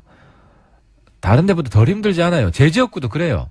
제 지역구도 부산에서는 상당히 보수세가 강한 데고. 근데 한번 보수 운명을 바꿔보자. 이런 결심 우리가 하지 않았냐. 그리고 물론 지방선거 나름대로 우리가 또 전략을 짤 거예요. 우리도 그냥 보고 질 수는 없기 때문에 그렇게 좀 만들어 보자. 그럼 선거 연대 전략 아닙니까? 이제 그렇게 되면은 어쨌든 활로가 있다. 근데 지금처럼 한국당 간다고 그러면 당선되냐 그 지역은. 이건 어떻습니까? 지금 방금 국민의당 얘기를 할 타이밍인 것 같은데 그렇게 탈당하고 빠지고 나면 그게 뭐 9명이든 10명이든 뭐 7명이든 간에 빠지고 나면 뭐 10명대로 줄어들고 그러면 이제 지위가 확 바뀌지 않습니까? 국회 내에서. 교섭단체가 아니니까. 그래서 국민의당과 어떻게 교섭단체를 공동으로 구성하거나 뭐 이런, 그게 국회법상 어떻게 되는지 모르겠는데 하여튼 그런 여러 가지 국민의당과 연대하는 모양새를 생각하는 의원들이 계시잖아요. 국민의당이. 그 모양도 빠지는 거죠. 사실 이게 서로 죽는 거예요. 네. 그러니까 제가 뭐 지난번에도 이야기했지만 2단계 연대 전략이 있다. 그래서 1단계 신뢰 구축을 하고 정책 연대를 하고 그게 진도가 좀 나가면 선거 연대 해야 된다. 그래서 이제 단일화죠. 그리고 단일화하는 목적이나 이런 걸 국민들한테 설명을 하고. 근데 지금 이런 식으로 돼버리면 동등한 파트너가 아니다. 그렇죠. 이런 국민의당 입장에서의 뭐 일종의 흡수하려고 하는 국민의당 입장에서는 그런 마인드를 가질 것이고, 그죠? 그런 흐름이 내부에서 강화될 수 있죠. 물론 뭐 그렇더라도 이제 우리가 뭐 정의당보다는 좀 크기 때문에 네. 예, 뭐 다른 면은 있지만 확실히 교섭단체로 있을 때 우리가 대등하게 요구할 수 있는 것들이 아무래도 좀 약고가 중나해야 되나? 그러니까 서로 지금 망하는 길이다. 국민의당하고도 이렇게 약혼은 뭡니까? 우리 기가 죽는다는 거지. 네. 지금 상황이 급하다 보니까 저렴한 단어가 막 튀어나오고 있습니다. 국민의당하고도 그렇게 쉽지가 않을 것이다 이렇게 생각하시는 거예요? 국민의당하고 연대는 해야 됩니다. 안철수 소위 개와 국민의당의 자강파가 연결고리가 생길 것이다 이런 전망이 있잖아요. 지금도 연대를 하고 있고. 예. 지금 무슨 포럼 정도 하는 거죠. 통합 포럼 해서 예. 총 24분이 거기서 매주 모여가지고. 예. 거기는 인사하는 거고요, 그냥. 그래도 정책적인 뭐 합의해서 공동 정책도 밥 먹는 거고요, 그냥. 발표를 하고. 지금 실제로. 실제로는 저기서 우리 같이 연대하자는 강력한 사인이 오죠. 왜냐하면 거기서도 지방선거 후보 못 내는 곳이 부지기수예요. 예. 호남 말고는 제대로 된 후보를 낼 수가 없어요. 예. 근데 우리는 그러면서 보완제가 되는 거죠. 예. 호남에는 우리가 후보를 잘 못 내도 다른 지역에는 어쨌든 후보 낼 여력이 된단 말이죠. 해당 지역 국회의원이 다 있잖아요. 최소한 한 명은. 그래서 지방선거는 서로 연대로 보완이 하고. 된다. 보완이 된다. 충분히 서로가 필요하다. 때문에 문제는 국민들이 볼 때 저게 선거 이기기 위한 공학적인 연대다. 이게 아니라 우리나라 정치를 발전시키기 위해서 개혁을 하기 위해서 저 두 집단은 반드시 힘을 합쳐야 된다. 이런 명분을 쌓아가는 게 지금 중요한데. 필요한 시기예요. 근데 지금 뭐 그런 명분 쌓을 틈이 없잖아요. 지금 우리 내부에서 이런 소란으로. 원래 국감 전략 얘기하려고 그랬는데 뭐 국감도 잘 안 되고 지금 국감 전략이 딴 게 없어요. 우리는 출석 제대로 하는 게 국감 전략입니다. 출석 때 도장 찍는 게. 그러니까 바깥에서 무슨 일이 생기면 그거 뛰어가야 되잖아. 당내 문제로. 그래서 어제도 한국당 비판을 했죠. 모양은. 한국당 국감 거부하지 마라. 우리는 정말 하고 싶다. 근데 못하는 수도 생기는데 하고 싶은데. 자, 지금 보통 이제 하태경 의원이 나오면 초반에는 꺼지라는 문자가 다수를 이뤘고, 최근에는 점점 이제 팬층도 생기다가 오늘은 이런 문자가 많네요. 안 됐다. 코 그만 먹고 울지 마라. 오늘 코까지 막히네. 우는 건 아니고요. 우는 건 아닌데 아무튼 오늘 컨디션이 참 안 좋습니다. 굳세어라 하태경 어쩌다 그렇게 된다. 이런 문자가 많네요. 근데 정말 이번에 통합파 삼선 의원들 갔잖아요. 저는 인간적으로 참 친해요. 네. 김영태 의원, 김영원, 황영철 의원도 그렇고 참 친한 분들인데 어제도 지금 만나가지고 서로 노선이 다르니까 어떻게 하겠습니까? 정치는 뭐 그럴 그렇죠. 수밖에 사적인 없는데. 존재가 아니라 술자리에서는 정말 인간적으로 대할 텐데 공적인 회의에서는 서로 또 비난해야 되잖아요. 반론할 수밖에. 어제 그랬어요. 네. 쿨하게 하겠다. 정말 가고 싶다면 그냥 보내드리겠다. 감정 상하지 말고. 그리고 거창한 명분 내세우고 그렇게 하게 되면은 또 반박을 안 할 수가 없다. 그렇죠. 그러니까 좀 솔직하게 합시다. 네. 이렇게 이제 이야기를 했는데 거기도 정치인이다 보니까 또 명분을 세워야 되잖아요. 자기 면이 있죠. 그렇죠. 네. 그렇기 때문에 나중에 그런 얘기가 또 밖으로 나갈 수도 있는데. 맞습니다. 그래서 더더욱 그쪽에서도 명분을 세우려고 할 거고. 그러면 또 대응을 안 할 수가 없고. 정치가 이렇습니다. 정치 아무나 하는 게 아닙니다. 아유, 힘듭니다. 네. 원래 녹록지가 않아요. 근데 가장 녹록지가 않은 게 바로 이 정치판인 것 같아요. 저도 구경하다 보면, 사람들이 저렇게까지 될 수 있구나. 네. 그렇죠. 개인적인 자존심, 이런 거 다 버려야 되고, 또 인간적으로 친했던 것까지 지금 다 황폐해질 수 있는 것까지 다 각오하고, 가족들 희생될 수 있는 것도 각오해야 되고, 그래서 공적인, 과거에 계백 장군이 가족들 죽였다고 하지 않습니까? 요즘 죽일 일이 없겠지만은, 우리 가족들이 정말 아픔을 당하면서도 어디 호소 못하는, 이 정도는 감수하고 해야 돼요. 그건 기본인 것 같은데, 그건 어느 정당에 있으나. 근데 이제 이렇게 보수 정당에서 떨어져 나와서 새로운 당을 만들어 보겠다고 했는데 1년이 안 돼가지고 지금 이 사단이 나는 거잖아요. 예, 뭐 한 5년 정도 있다가 그랬으면 또 모르겠어요. 1년이 안 돼서 이 사단이 났는데. 그러니까 떨어질 각오하면 못할 게 없다. 네. 저는 동료 의원님들한테 다들 젊은 분이에요. 그냥 떨어졌다 생각하고 그냥 가자. 이런 이야기를 지금 호소드리고 있습니다. 예, 이번 주는 하태경 의원님의 코가 화두였습니다. 문자에서는.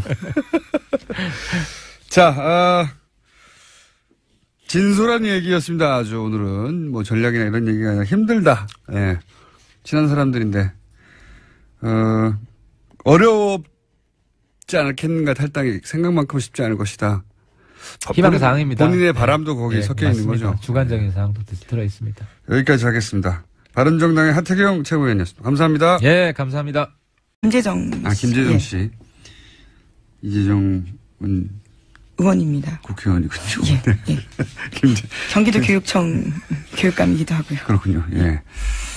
제 변호사이기도 했습니다. 예. 자, 이명박 전 대통령 실소유주 의혹이 있는 김재정 씨 소유, 지금은 이제 그 미망인, 소유인 걸로 알고 있는데, 땅들은 특징이 있어요. 대부분 쓸모없는 땅,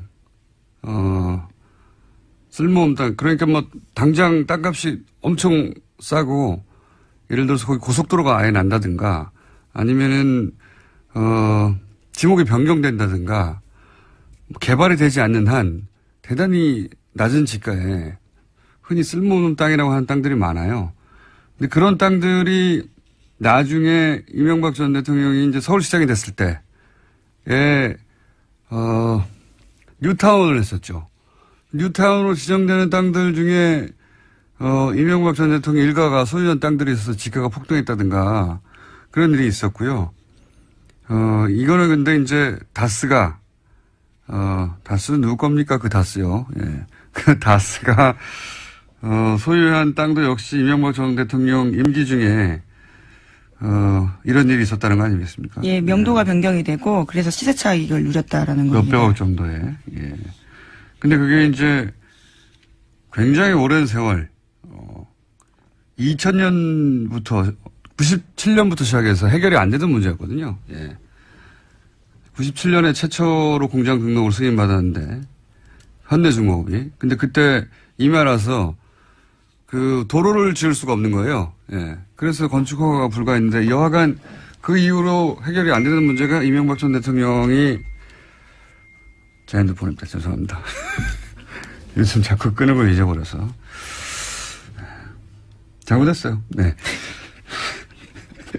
무슨 얘기 하다 말았죠? 네, 네. 이명박 대통령 시절에 굉장히 다양한 혜택들을 받은 의혹이 있다라는 네, 거죠. 그래서 이 땅도 역시 몇백억의 차익을 남겼다. 그런 뉴스입니다. 예. 근데 이게 이제 이것만 있는 게 아니라 다른 땅들도 있어요. 이러신 분 기강 이렇게 나선 김에 다른 것들도 좀 조사해 보시고.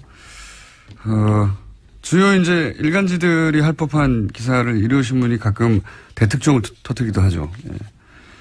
연속으로 다스 관련해서 뉴스였습니다. 자, 다음 뉴스는요? 네, 박근혜 정부 시절에 청와대가 지난해 4월 13일 총선에도 개입한 정황을 검찰이 수사 과정에서 포착했습니다. 여기에는 허연준 행정관이 관여되어 있다라는 건데요. 작년에 4.13 총선을 앞두고 월드피스 자유연합이라는 이름을 가진 단체가 낙선운동 대상 후보자 명단 발표했습니다. 전원이 더불어민주당 등 야당 후보자였는데요. 이와 관련해서 청와대가 관리했다라는 겁니다. 그러니까 총선에 또다시 보수단체, 예. 를 이용해서 선거운동을 했다는 거 아니겠습니까? 예. 그리고 거기 관련자가 허연준 전 행정관이고 화이트리스트에 계속 등장했던 이름이죠. 본인의 관련성을 부인했었었는데, 이런 뉴스가 나오면 제가 몇 달 전부터 계속 주장해왔던 4.13 총선에서도 개입했다는 정황이 나온 거잖아요. 청와대가. 예. 이번에는 국정원이 아니에요. 박근혜 정부 당시 청와대가 개입한 총선의 정황인데 이거보다 훨씬 더 중요했던 게 박근혜 전 대통령 운명의 탄핵때입니다.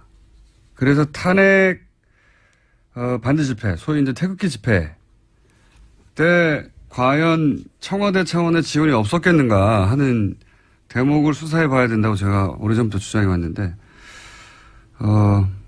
총선에 또 이렇게 몰래 지원하고 개입을 했는데 그보다 훨씬 더 직접적으로 운명이 결부되어 있는 탄핵 때는 안 그랬겠는가 수사 대상이라고 봅니다. 자, 이 대목에서 연결이 마침 됐습니다. 박근혜 전 대통령이 어제 법정에서 한 발언들, 정치보복이라는 주장부터 시작해서 변호인단이 다 총사퇴한 거 관련해서 저희가 이정렬 전 판사님 연결해서 잠깐 이야기 나눠볼까 합니다. 안녕하세요. 안녕하세요. 안녕히 계셨습니까, 그동안? 고정도 아니면서 고정이라고 그러죠. 예. 사실상의 고정, 예.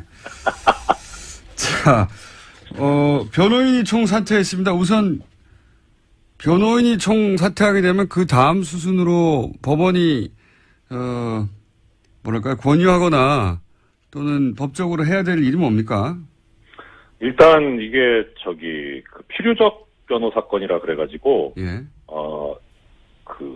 사형 무기 법정형이 그런 최고형이 그런 경우에는 변호인이 없으면 개정을 할 수가 없게 돼 있습니다. 그러니까 변호인을 이제 사선 변호인을 선임을 하던가 네. 아니면 선임을 안 하면 법원에서 직권으로 국선 변호인을 선정해서 선임을 해야 되는 거죠. 그러니까 법원이 할 일은 그겁니다. 그러면 국선을 만약에 선임했는데 국선을 선임했어도 진행이 안 될 경우도 있습니까? 거의 없어요. 거의 없는데 왜냐하면 국선 변호인이 아주 그냥 거칠게 말씀드리면 공판 개정을 위한 형식적인 요건이 될 수 있거든요. 그냥 앉아만 있으면 됩니다. 개정을 못 한다는 거니까 심지어 이제 여담이긴 한데 예전에 보면은 사법연수생도 국선 변호인이 될 수 있어가지고 이제 사건 내용 전혀 모르고 들어가서 좀 오판을 한 것 같긴 하지만 어떻든 지금 현 재판부에는 기대할 게 없다라고 그렇게 생각을 한 것 같고 그러면 지금 추가로 발부된 구속영장의 효력이 최장 내년 4월까지 효력을 가지고 있는데 내년 2월에 법원 정기 인사가 있거든요. 네.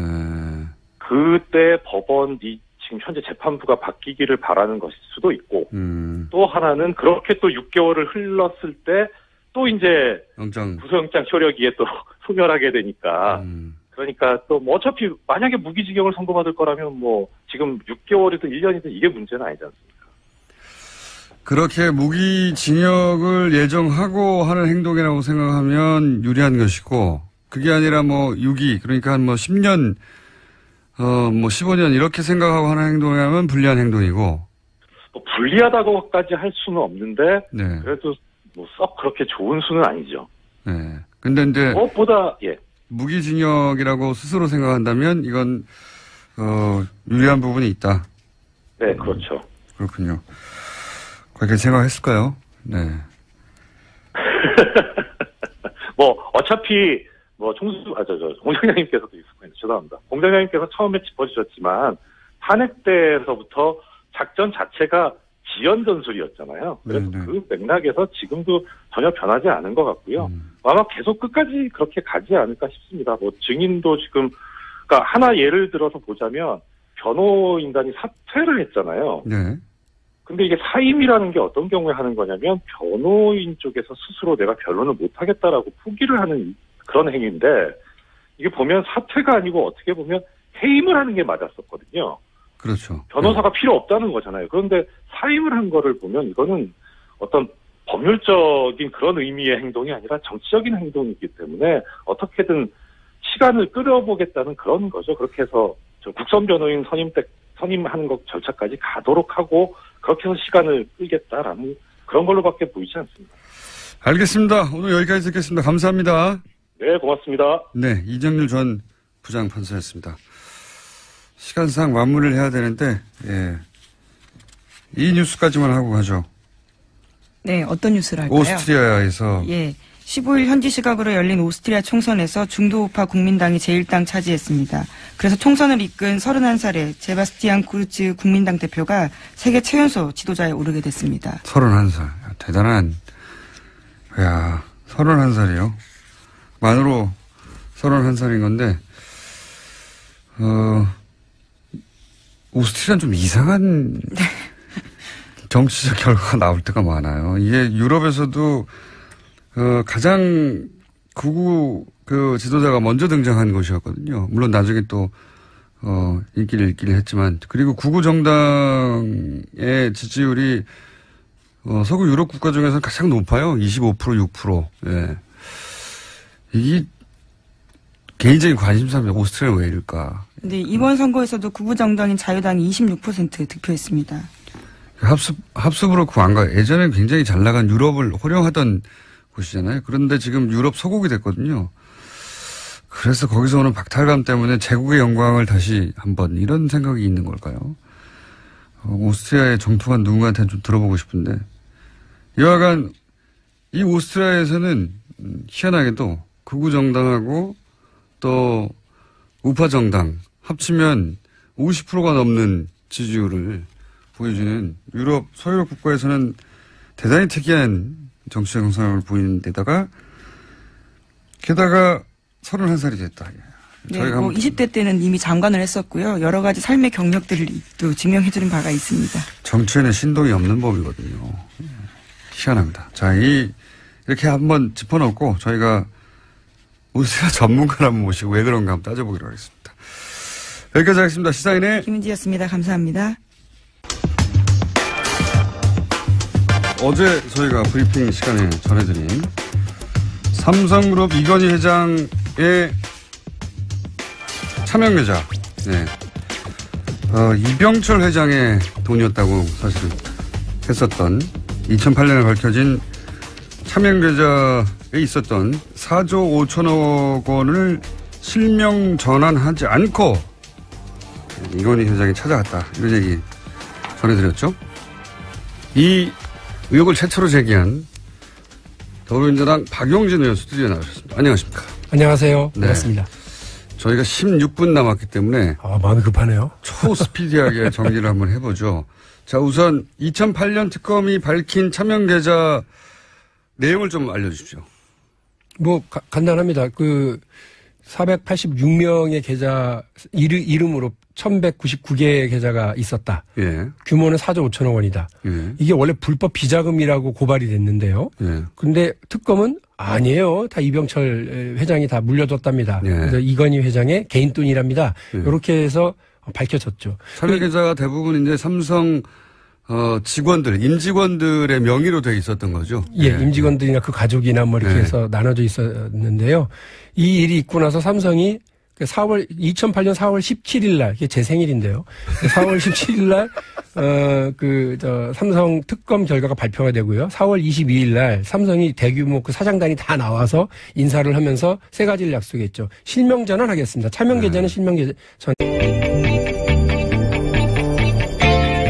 안녕하세요. 김호준입니다. 지난주 AP통신이 발표한 미국 시민들을 상대로 한 여론조사 결과에 따르면 트럼프 대통령 발언은 북핵 상황을 더 악화시켰다는 의견이 65%였습니다. 상황이 더 나아졌다고 하는 응답은 겨우 8%. 트럼프 발언은 자국민들에게도 불안과 불신의 대상이 되고 있는 거죠. 전통적으로 적국을 상대하는 자국 대통령을 지지해주는 미국인들이 트럼프의 대북 발언에 겨우 8%가 수긍한다는 건 세계 어느 나라에서도 트럼프 발언이 비토된다는 거죠. 우리나라만 빼고. 심심하면 전쟁이라는 단어를 뱉어내는 트럼프 발언은 핵전쟁이 나면 죽어나갈 당사자인 우리 입장에서 보면 생명을 위협하는 협박입니다.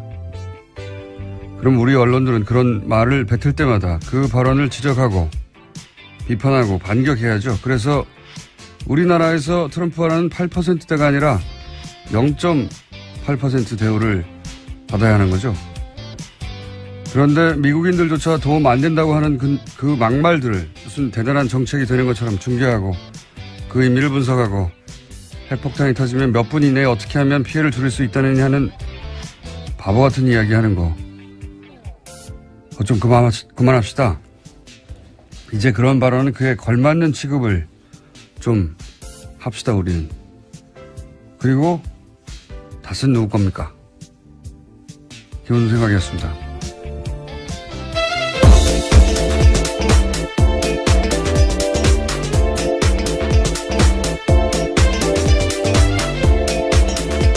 시사인의 김은지입니다. 네.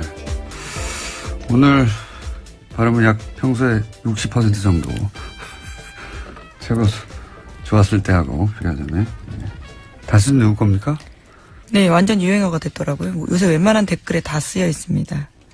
많은 사람들이 궁금한 거죠. 예. 앞으로도 계속 질문해 나가야 됩니다. 다스는 누구 겁니까? 이렇게 중간중간에. 밥 먹다가도, 가족끼리 밥 먹다가도 얘기하고, 친구들하고 드라마 얘기하다가 갑자기. 예. 어제 봤냐 그거? 재밌지 않냐? 예. 근데 다스는 누구 거니? 이렇게 해야 한다. 자, 첫 번째 뉴스는요? 네, 박근혜 정부 시절 국정원 관련된 소식입니다. 추명호 전 국정원 국장이 2014년 말부터 최순실 씨 관련 첩보를 수집하고도 상부에 보고하지 않았습니다. 또 지난해 7월에는 우병우 전 수석 감찰을 진행한 이석수 전 특별감찰관 동향을 파악해서 우 전 수석에게 직보했다고 합니다. 추명호 전 국정원 2차장이죠. 예. 2차장은 오래전부터 최순실 라인이라고, 예. 그런 의혹을 언론으로부터 받았죠. 예. 네, 그런 사실들이요. 어제 국가정보원 개혁발전위원회가 공식적으로 조사해서 발표한 결과이기 때문에 더 의미가 있습니다. 그리고 이제 그것뿐만 아니라 2 차장에 추천한 당사자가 우병우 전 민정수석이란 말이죠. 네, 어제 국정원 개혁이 발표입니다. 그러니까 또 뭐하고 연결되냐면 그러면 최순실 씨를 모른다고 했는데 계속해서 우병우 전 민정수석은 모를 수 있겠는가 하는 얘기를 이제 다시 할 수밖에 없는 거죠. 자신이 추천했는데 그런데 국정원에서 최순실 특히 최순실 관련 내용들은 국정원 상부에 보고하지 않았다. 그리고 예를 들어서 우병우 전 수석을 감찰하는 이석수 전 특별감찰관에 대해서는 사실은 이석수 전 감찰관이 우병우 수석을 감찰해야 되는데 거꾸로 이석수 감찰관의 동향을 우병우 전 민정수석에게 오히려 보고를 한 거죠. 예, 추명호 국정 2차장이 예, 직보를 했다. 예, 2차장으로 추천을 받았었는데요. 실제로 되지 못했던 것으로 보입니다. 국장으로 마무리됐거든요. 2차장까지 되지 못했었던 거예요? 예, 예. 네. 그래서 연결고리가 중간에 최순실 씨 아니냐 이런 얘기는 예전부터 나왔고 그건 좀 더 구체적인 정황이 이제 나온 거네요. 예. 추 국장은 최순실 씨와 관련된 정보 보고를 많이 받았는데 그걸 다 무시했다는 거잖아요. 네, 예. 170건이나 된다고 합니다. 심지어 지속적으로 관련된 정보 보고한 직원들을 오히려 불이익 줬다라고 합니다. 지방으로 전출시키는 방식으로요. 그러니까 최순실 씨를 보고한 게 확실한데 170여 건의 국정원 내부에서 최순실 씨에 관련한 첩보, K스포츠재단의 미르재단과 관련된 정보들이 계속 올라오면 그걸 보고를 안 했다는 거잖아요, 위로. 예. 그리고 그런 보고를 하는 직원들은 전출시켜버리고. 그런데 우병우 전 수석한테는 여러 가지 직보를 하고, 예. 그러면 우병우 전 수석이 최순실 씨를 모른다고 하는 게 말이 되느냐 하는 질문을 다시 할 수밖에 없는 거죠. 자, 그런 뉴스가 나왔습니다. 아직도 그런데 우병우 전 수석에 관해서는 사실 지금 재판에서 유죄가 나도 별거 없어요. 네, 혐의 자체가요. 그렇게 센 때문에. 혐의가 아니라서요. 이런 진짜 건더기에 해당될 이런 내용들은 지금 다 빠져있죠. 우병우 전 민정수석이 재판을 받고 있는데 하여튼 유죄가 돼도 그것 가지고는 우리가 생각하는 정도의 벌금 정도 나올 거라고 봅니다. 벌금. 유죄가 돼도. 유죄가 나올지도 모르겠지만. 자, 그런 정황이 하나 더 나왔습니다. 자, 다음 뉴스는요. 네, 또 다가 이제 재판부에서 이런 거 반대신문을 좀 해봐라 이렇게 권유를 하는 그런 경우도 있고 그랬었거든요. 옛날 얘기긴 하지만, 그러니까 이제 개정 필요 요건이기 때문에 법정이 열리지 않는 그런 경우는 거의 없습니다. 다만 이제 하나 그거는 뭐냐면 국선 변호인이 선정되고 바로 처음 기일, 그러니까 예를 들어서 아마 19일이 되지 않을까 싶은데 그 경우에는 아무리 그래도 국선 변호인이 재판 준비를 해야 되니까 그 경우에 기록 검토도 해야 되고 접견도 해야 되고 하기 때문에 그런 시간이 필요해서 한번 공판 기일을 연기를 할 수 있는 그런 정도는 되는데 그 이후에는 이제 아예 법정이 열리지 않거나 그런 경우는 현실적으로는 불가능하죠. 법률적으로는. 근데 이제 피고인을 만나야 되지 않습니까? 그렇죠. 예. 피고인을 면담을 해야 되는데 박근혜 전 대통령이 생각해보면 출석을 거부한 적도 있고 증인 출석을 거부한 적도 있고 본인 재판도 거부한 적이 있는데 피고인도 스스로 안 만나겠다고 해버리면 네. 피고인 면담도 못한 상황에서 국선 변호인이 변론을 진행할 수 없다 이럴 수는 없습니까? 이런 일? 법률적으로 불가능한 것도 아니고요. 일단 뭐 접견을 못하면은 좀 더 이제 피고인의 어떤 의사라던가 생각에 맞는 변론을 할 수는 없을 수는 있는데 네. 사건 기록을 보면 되죠. 그동안 법적으로는 그래도 상관없이 진행할 수 있다. 면담을 그렇죠. 못하고. 흐름을 보면 이게 이런 방향으로 지금 변론을 진행하려고 했었구나라는 거를 기록을 보면 알 수 있거든요. 그러니까 그 방향대로만 가면 되죠. 그런데 그럼 마지막 수단인 본인의 재판에 출석하지 않겠다고 해버리면 어떻게 됩니까? 일단은 그 구속영장의 효력이 미치기 때문에 구속이라는 게 구인하고 구금을 포함하는 개념이거든요. 이제 구인이라는 게 뭐냐면 좀 어려운 얘기인데 결국 쉽게 말하면 끌고 올 수 있다는 겁니다. 법정까지. 구인이 어려운 단어는 아닙니다. 판사님. 법조인이 아닌 사람들 너무 무시하시는 거 아닙니까? 추석 세시더니 이렇게 구인 정도는 저희도 알고 있습니다. 예. 죄송합니다. 네. 그러면 근데 네. 일반 자범들은 모르겠는데 네. 전직 대통령이 현실적으로 부담이 있죠. 그러니까요. 끌고 온다는 게 이게 가능하지 않을 것 같거든요. 일단 법적으로는 그런데 네. 이제 그 법률상으로는 또 그렇게 돼 있습니다. 이제 일단은 그 정당한 사유 없이 출석을 피고인이 거부를 하고 그다음에 이제 교도관에 의해서 구인이 불가능하거나 현저히 곤란하다고 인정될 때는 걸석 재판을 할 수 있게 형사소송법에 규정이 돼 있거든요. 그러면 박근혜 전 대통령이 너무 아프다라든가 등등 기타 여러 가지 이유로 물론 실제 병원에 가봤더니 아프지 않다 하더라도 본인이 아프다고 주장을 하고 계속 안 나올 경우에 그 방에 들어가서 뭐 여성 경찰들이 끌고 나온다 이게 상상하기 어렵기 때문에 그런 경우는 그러면 걸석 재판의 가능성도 없다고 할 수 없겠네요. 여보세요? 질문이 곤란해서 전화를 끊으셨나요? 네. 전화가 끊긴 것 같네요. 그렇죠? 그런 것 같습니다. 네. 아마도 제가 어려운 질문을 하자 확 끊어버린 게 아닌가. 그럼 잠시 남은 뉴스 하나 더 진행하고 네. 연결되면 다시 이야기하겠습니다. 자, 남은 뉴스가 한두 가지 더 있죠. 예, 근데 방금 긴급하게 들어온 소식인데요. 추명호 전 국정원 국장이 긴급 체포됐다라고 합니다. 오늘 새벽에요. 그렇군요. 또 다시 연결됐습니다. 네. 판사님? 저는 전화 들렸었는데. 예, 재밌으라고 하신 겁니까? 아니요, 그게 아니고요. 근데 고정이면은 폰도 좀 하나 마련해 주세요. 자, 걸석 재판은 가능성 어떻게 보십니까? 걸석 재판. 법률적으로는 가능한데 쉽지는 않을 겁니다. 왜냐면은 어차피 지금 이게 박근혜 전 대통령, 박근혜 피고인 쪽에서 정치적인 재판으로 아예 규정을 해서 그쪽으로 몰고 가고 있기 때문에 법원 재판부 입장에서 그쪽에 말려서는 안 되거든요. 그러니까 법정에서도 이제 구속영장을 추가로 발부를 하면서 이것이 법리적인 근거에서 발부한 것이지 어떤 정치적 고려가 없었다는 걸 강조를 했었다고 하는 거 보면 재판부도 상당히 인식을 하고 있는 것 같아요. 그래서 조금 전에 이제 말씀하셨던 뭐 법률적으로야 구인이 가능하긴 하지만 현실적으로 가능하겠냐라는 부분하고 마찬가지 맥락에서 걸석 재판도 법률적으로는 가능한데 현실적으로 그렇게 할 수 있겠느냐. 오히려 그렇게 하는 경우에는 그것이 박근혜 피고인 쪽에서 바라는 것일 거거든요. 그러니까 탄압받고 있다. 출석도 안 했는데 재판을 열더라 이런 식으로. 네. 그러니까 쉽지는 않을 겁니다. 그런데 양쪽 다 수단이기 때문에 예. 아니 강제 구인도 갈 수 있죠. 예. 강제 구인도 어렵고 걸석 재판도 어려우면 네. 이게 이제 공판을 열지 못하고 계속 딜레이가 되는 거 아닙니까? 그렇죠.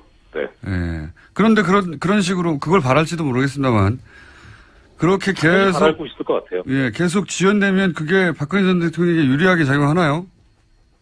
저는 유리할 것 같습니다. 왜냐하면은 이게 법정 최고형이 무기징역이기 때문에 만약에 유기징역형이 선고가 된다면 빨리 재판을 끝내고 해도 뭐 상관이 없을 수 있는데 일단은 어떻게 되든 간에 지금 법이 예전에는 그러니까 지금 현재 미결 상태잖아요. 형이 확정이 안 됐잖아요. 그러니까 형이 선고가 되면 그거를 기결수로 살아야 되는데 미결수이기 때문에 원칙적으로는 이게 본형의 그 형을 산 걸로 안 되게 돼 있었는데 옛날 법에는 이제 법이 바뀌어서 다 지금 산 걸로 간주하게 돼 있거든요. 그러니까 어차피 형의 산입 되니까. 네. 조금 수익이 더 없어요. 조금 더 편한 곳에 있는 게 낫다. 예, 그렇죠. 그리고 두 가지 경우로 또 따져볼 수 있는데 하나는 일단은 이명박 정부 시절에 국정원 관련된 뉴스도 있는데요. 이명박 대통령 당시 국정원이 김대중 전 대통령의 노벨 평화상 취소하기 위해서 공작 펼친 정황이 있다라는 사실을 말씀드린 바가 있습니다. 그런데 이와 관련해서 구체적인 사실들이 나온 건데요. 국정원이 이것이 모두 사실이다라고 확인을 해준 겁니다. 수상 취소 청원 서한을 노벨위원회에 보냈다라고 합니다. DJ 노벨상 취소 청원 계획 이렇게 불러줄 가치가 없어요. 이게 무슨 청원식이나 됩니까? 이게 계획식이나 되고 이건 그냥 취소 생떼 공작 이런 걸로 불러야 돼요. 그럴듯하잖아요. 너무 취소 청원 계획이고 서한이고 생떼 공작이죠. 그런데 며칠 전이라고 하면 한 2주 전쯤 되나요?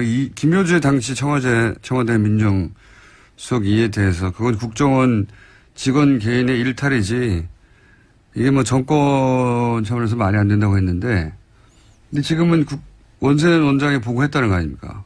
그리고 네, 그렇죠.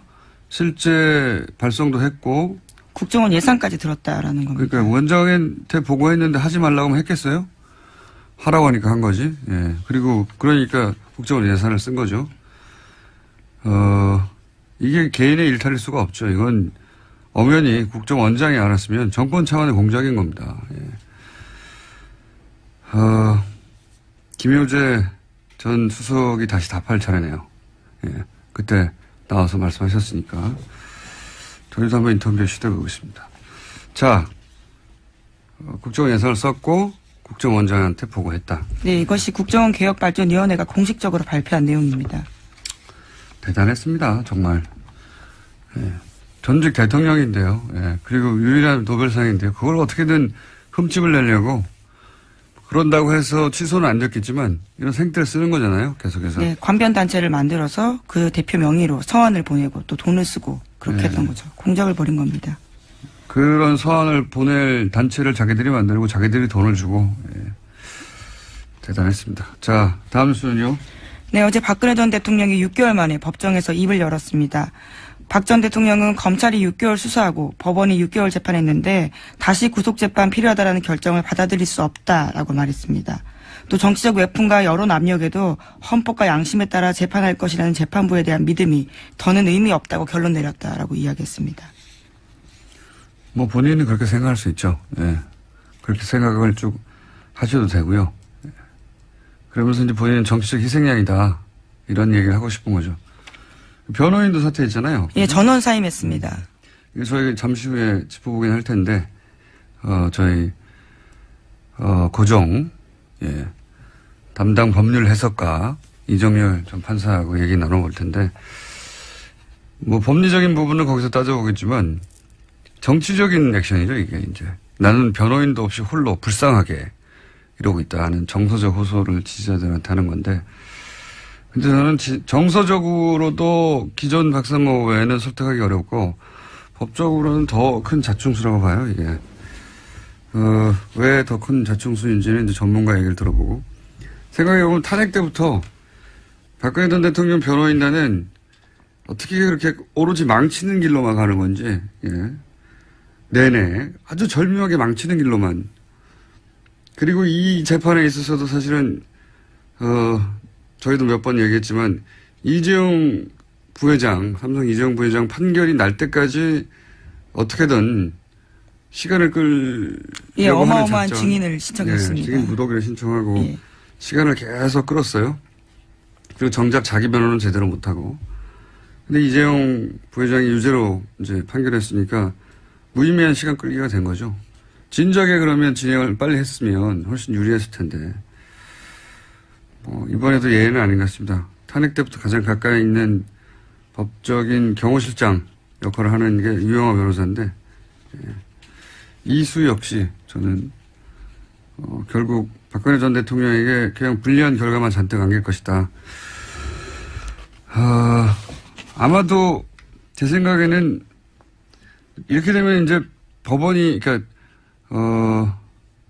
새로운 변호사를 선임하거나. 예, 국선이 선임될 수도 있습니다. 혹은 법원이 국선을 선임하거나, 그것도 안 할 수도 있어요. 예. 아예 재판이 나오지 않을 가능성도 있다라는 말도 있습니다. 피고인 면담을 변호인이 못하면 변호를 못하잖아요. 그리고 또 출석도 안 할 수도 있고. 보통은 상상할 수 없는데 전직 대통령이 출석을 안 하면 이때까지 겪어봤듯이 강제로 끌고 오지 못하지 않습니까? 여성이기도 하고 그래서. 근데 그게 결국 본인에게 좋은 거냐? 본인에게 좋을 게 하나도 없죠. 예. 자, 다음 수는요? 네, 다스 관련된 소식도 전해드리겠습니다. 일요신문 소식을 어제 말씀드렸었는데요. 또 관련된 보도가 있습니다. 다스가 공장을 불법 건축했다라는 의혹이 있다라는 건데요. 하지만 사법당국에서 조사하지 않았다라고 합니다. 임야를 공장 부지로 바꿔서 수백억 원의 차익을 챙겼다라고 합니다. 이 같은 일은 이명박 전 대통령 시절에 일어났습니다. 또 일요신문인가요? 네, 그렇습니다. 일요신문이 요즘 연일 다스 관련 특종을 내고 있네요. 근데 이제 이명박 전 대통령, 실소유 의혹이 있는 땅들, 그러니까 처남, 이재용 씨, 이제 사망하신 이재용 씨 명의로 되어 있는데. 네,